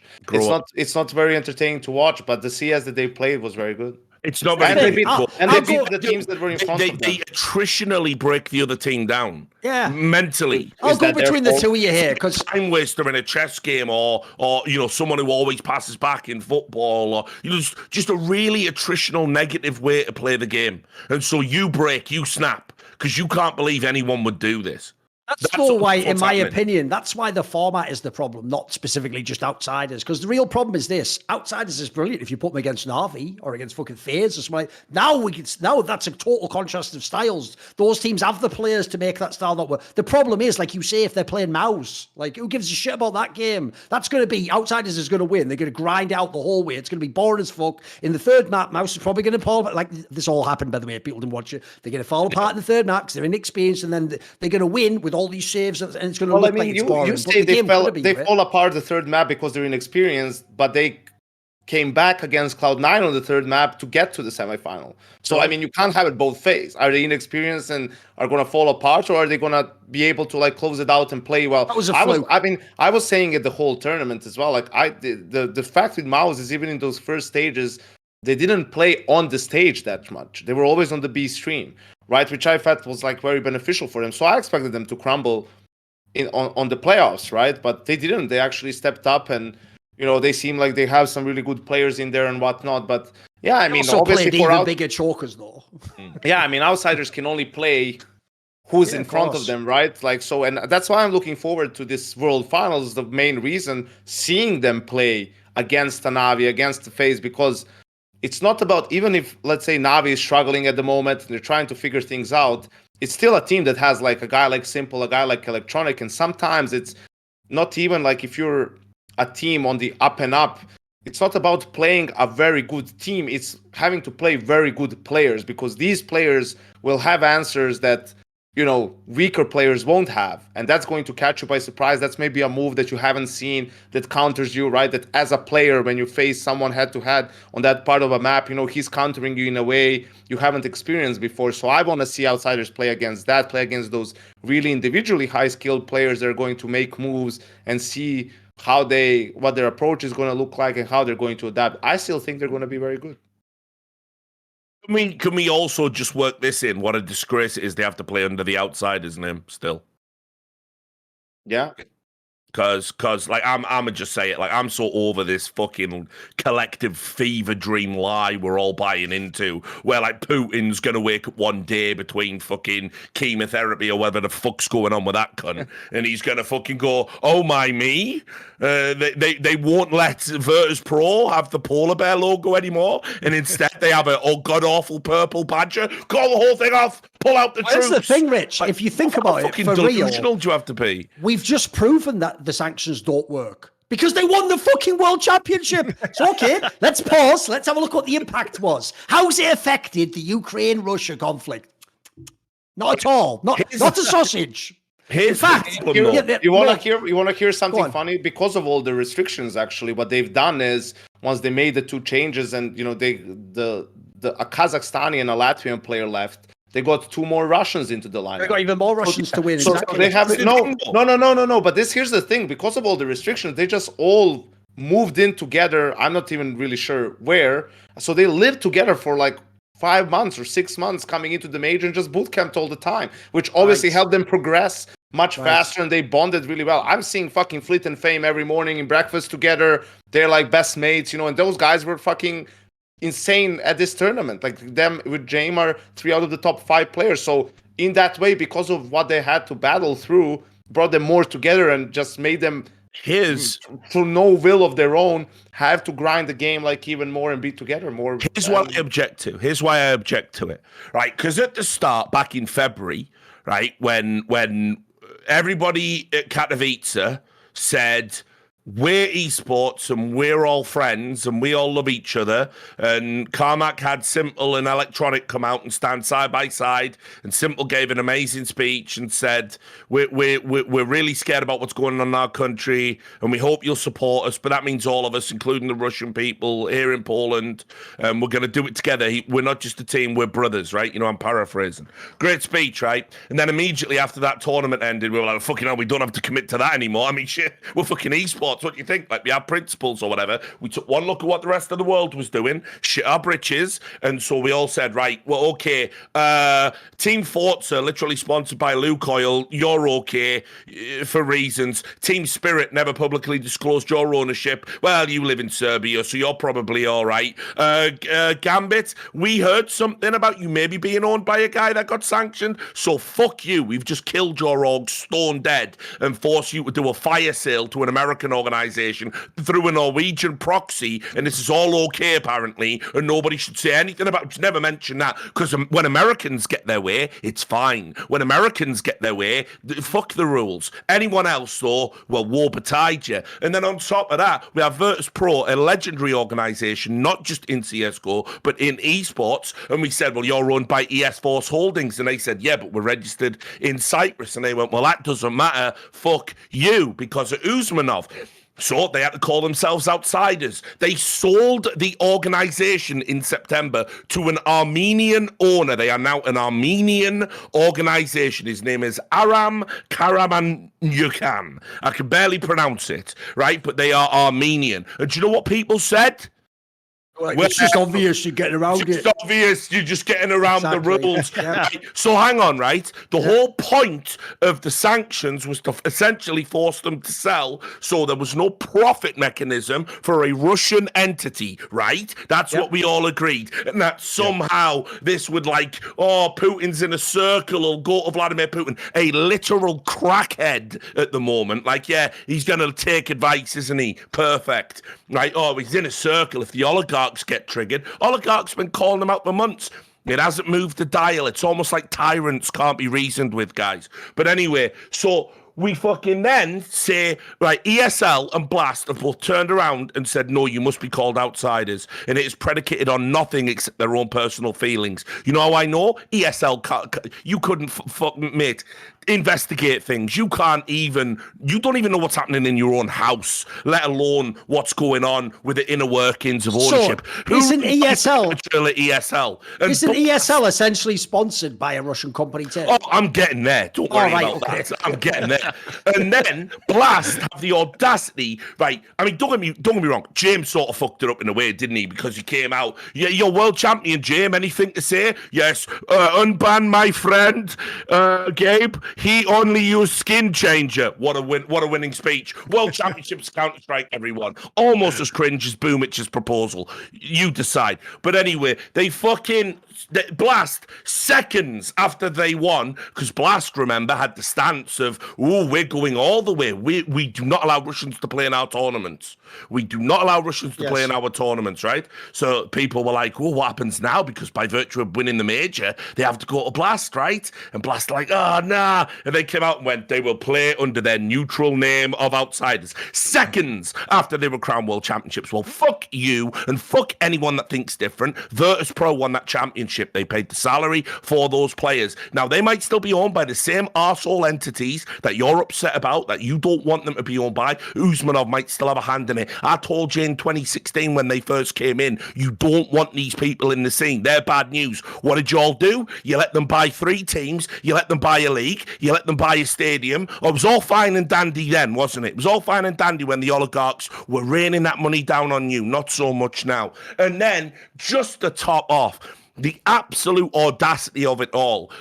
1xBet, and by the way, We Play, a Ukrainian organization, right? ESL and We Play take money from Russian criminals.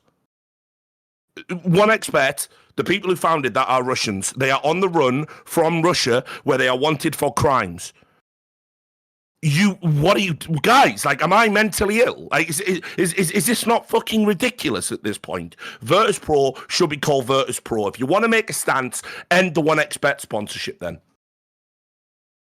It's even more ridiculous because Valve is letting them play under the Virtus Pro tag in Dota something, right? Yes. If I believe it's Dota 2. So you'd imagine if Valve has, gone through it and have okayed it, it's like you're still trying to pretend like this is the thing. And I mean, I love Richard because he can say things that I mean, but can actually phrase them properly, that they make sense and make it like coherent. But he means like, I'm a gobshite. It's like really, seeing some of that. I don't know if the word is like virtue signaling or whatever the term is used for that, but it just sucked because, for some of these, and you did this on a stream or something. You talked about how people say like, even Navi as an org, it's like, yeah, if you just move out of Russia and, don't pay any tax in Russia, then it's fine. You can still play for Navi or whatever. Or some other people say, yeah, like Spirit did. They moved their org and all the employees and everything to Serbia. And now that's fine. They're allowed to participate in tournaments. It's like, as if that was such a simple thing to do, to just uproot your whole life. And like, even if you just, let's say you have a wife and a kid and you just move your wife and your kid, like, and you move somewhere else. Well, you still have parents. You still have cousins, you still have friends, family, like back in your home. Like people really underestimate. What happened to the Russian players from Navi relocating? I don't know. That seems like that's the conspicuous thing you're not allowed to ask, right? Yeah, people are telling me it hasn't happened yet. So wait, what? Are you not paying them then? Because remember, the whole stance of the Navi organization is they kicked a bunch of Russian staffers out. They even got rid of the voluntary staff on their like fucking Faceit portal.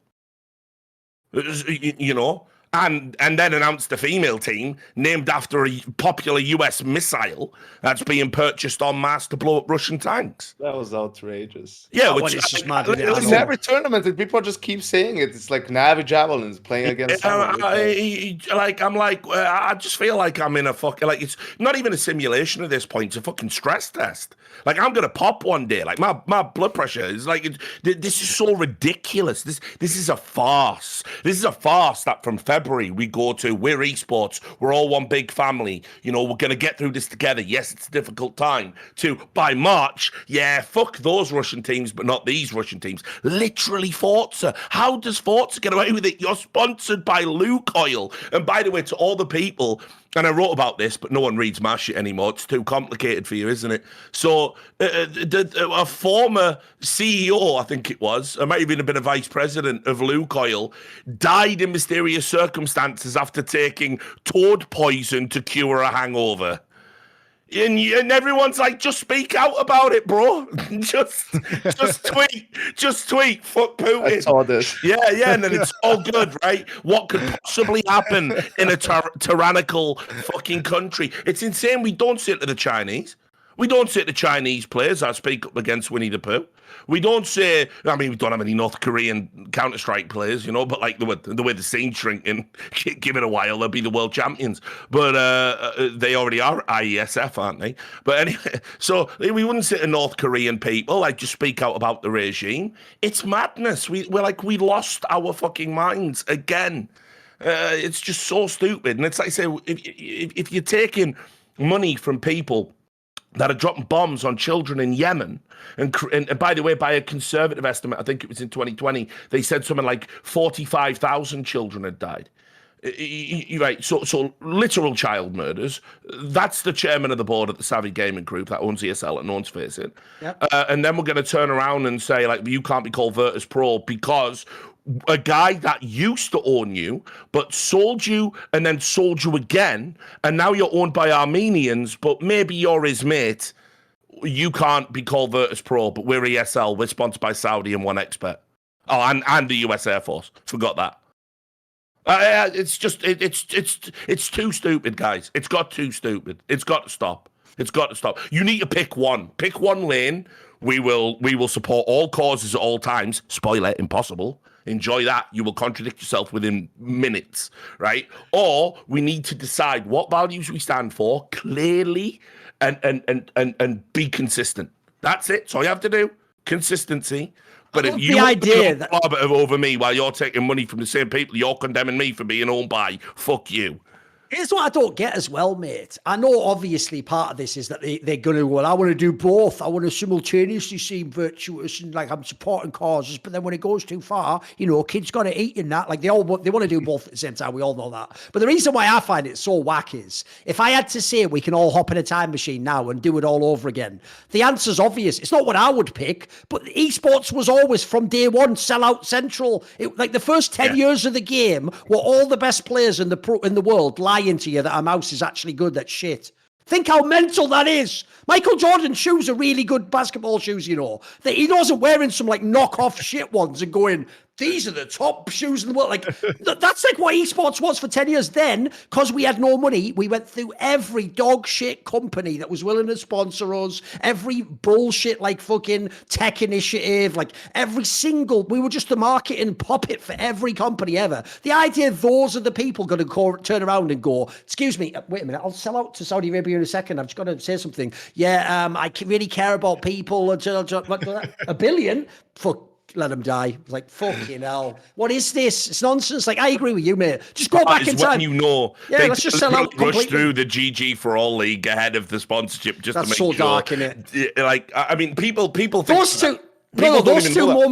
those two moments alone tell you how utterly fraudulent this whole thing is. Because a lot of people keep making this conflation where they act like, no, what happens is it's the top people at the companies do the evil shit. And then everyone else is cool in the company and they have no say, their hands are tied. No, what happens is, like Richard said, twice this has happened now. And by the way, I want to make this a very key point because I'm going to end soon. The most dangerous thing about this, just like the Riot Games situation, I'll say this for the millionth time, Riot Games has never done a mea culpa. Riot Games has never made good on what they did bad. Riot Games has never actually fully admitted to what they did. What happens is Riot Games got caught, and that is very, very different. And when they got caught, they did the bare fucking minimum, including actually trying to sabotage the case of the people they supposedly now admit they betrayed and were horrible to and should have to pay. They acted in every single instance as though they did not think they did anything wrong. They didn't want to acknowledge they did anything wrong, and they did not want to pay any cost. So simultaneously to that, the two big instances that show how utterly fraudulent all virtue signaling is one, Riot tried to sign a deal with motherfucking Neom days after ending their Pride celebrations. Specifically, it was with internal documents, message, this is how we're going to do it, which implies, by the way, quite explicitly, we understand this is fucked up, but if we make the timeline so just enough days have passed, we can pretend somehow this isn't really jarring and totally contrasting in a way that's almost offensive to the premise we were pretending to support. Similarly, as you say, what do? Do they just sell out to the Saudis and make all these great tournaments? No. They do it right after they virtue signal that they have to create a virtual tournament area to protect women because they are so exposed to toxicity and they are a vulnerable group. Right after you then immediately sell to a country which treats women like shit in real life, not in video games, not in tournament settings, in real life, just treat women like actual shit. All sorts of things. You can look up stonings, beatings, killings. You can't go places without a chaperone. By the way, everyone who loves that topic earlier on about abortion, go look up abortion rights in Saudi Arabia if you care so much. You don't care at all about any of these topics. Esports has shown it's just optics. It's back to that dreaded. It's all optics. Yep, all and optics. So, like, in this scenario, like, yeah, that's just going to continue on. Like, they're not going to pick a lane, mate. They're just going to keep doing both at the same time. They're going to keep going, this cake, but I want a cake. Get another cake. They're just going to keep doing that all day long. You're never going to get past it. Yeah, well, they won't be able to. As I said, eventually the hand on the shoulder. The Saudi Arabians are going to be there going, and do you think this gives you control over me? Do you feel in charge? They're going to fuck them up, mate. But watch. Duncan, like, you're being a bit harsh there. I need to feed my family. The problem is, Janko, so do all the to. people with dead children in Yemen. But I guess they don't anymore. You're right, actually. That did take care of itself. Yeah, true. By the way, I'll even say, just because no one else gave him any fucking acknowledgement, Richard did earlier on actually do a straight fire Trump reference when he said, like, it was good, yeah. But sadly, it went past everyone's head. I thought I'd just give you the shout out. A lot of things these days. It's fine. Listen, at the end of the day, this is it, right? Like, collectively, to bring it together so we can wrap, right? We've got a game that's in the worst state it's been in for a while. We've got fewer tournament operators than we've had for a while. We've got a smaller selection of sponsors that are a lot of them inherently bad for a variety of reasons. Pick your poison. We've got TOs that don't seem to value anything outside of creating value for their partners and sharing collectively in it. We have orgs that are run by people that seemingly have no principles, like the mighty Team Liquid 1 minute saying, we've come to really show how much we care about LGBTQ rights in Texas after these recent laws that were being passed, not specifying any laws, of course. And then they put out a statement going, we think it will be okay to travel to Saudi Arabia if needed to compete in tournaments. So you've got hypocrites everywhere. We've got it's set to implode. I did a stream called Surviving the CSGO Apocalypse in 2020. And once again, I'm just a little bit ahead of the curve, but I am telling you, we're in a terrible place right now for a number of reasons. And it's like the last stick in a game of Kaplunk, man. Like, it's fucked. It really can all come tumbling down in an instant. Janko, any parting thoughts? Anything you'd like? How about, Janko, you offer a glimmer of hope? Are there things that you think are going well and that you'd like to see changed for 2023?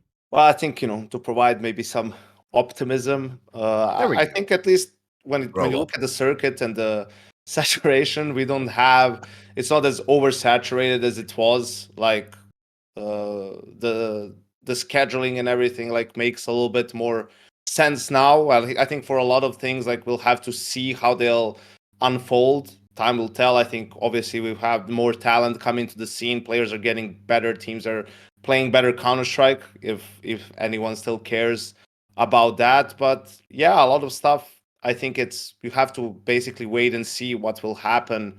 I don't necessarily feel that things are as green. I hope Richard's wrong, basically, even though we always he rarely all is. hope Richard is wrong. Even though he rarely is with these things. But I'm hoping that once some more changes happen with the circuit, it gets, for example, the major when it's scheduled and whatnot, and we have things make a little bit more sense in terms of that. And also we're allowed a little bit, which is something we're pushing for, more, whether it's creative control or whatnot, and kind of build some better shows and more entertaining stuff, more engaging stuff, that it will be more fun for everyone involved, for us, the players, the viewers. So yeah, I think on that note, for ESL and the whole deal that happened this whole year, basically we're just trying to figure all that stuff out, how to sort out the companies and whatnot. So I'm hoping that we'll see some improvements starting from next year on across the board. So obviously I don't have really, this is just me hoping for it, and I don't have any insight into what the exact plans are, but knowing you look at some of the people that they put in certain spots, like Apollo, right, which all of you guys know is one of the like good ones. So I'm hoping that with some of the other changes, that people are in places now in that company where shit can start getting done and shit can start moving forward, and the decision makers aren't people who I've never met, seen in my life, or talked to, that are putting me in Katowice every single fucking year for, I was in Katowice 13 weeks out of the year this time around. It's like just being so disconnected from, I'm going to get a Polish citizenship soon. I might even buy some fucking real estate in Katowice. I don't know. It's fucking cheaper anyway. But yeah, so hopefully we'll have some better shows next year. You know, with the talent's going to keep growing, the scene is going to keep growing, and we get, you know, if anything, sure, the major wasn't that we didn't have some big names, but things have been more in flux when it comes to the competition. So hopefully it's a little bit more open next year as well. We have more contenders, you know, Vitality, G2, hopefully they figure some of their shit up. Liquid, like the NA scene, maybe we see some, you know, initiatives and some ways of sort of reviving that scene bit by bit. And yeah, there's a lot of work for sure. Like things aren't amazing, but I don't think it's like as grim yet still. All right.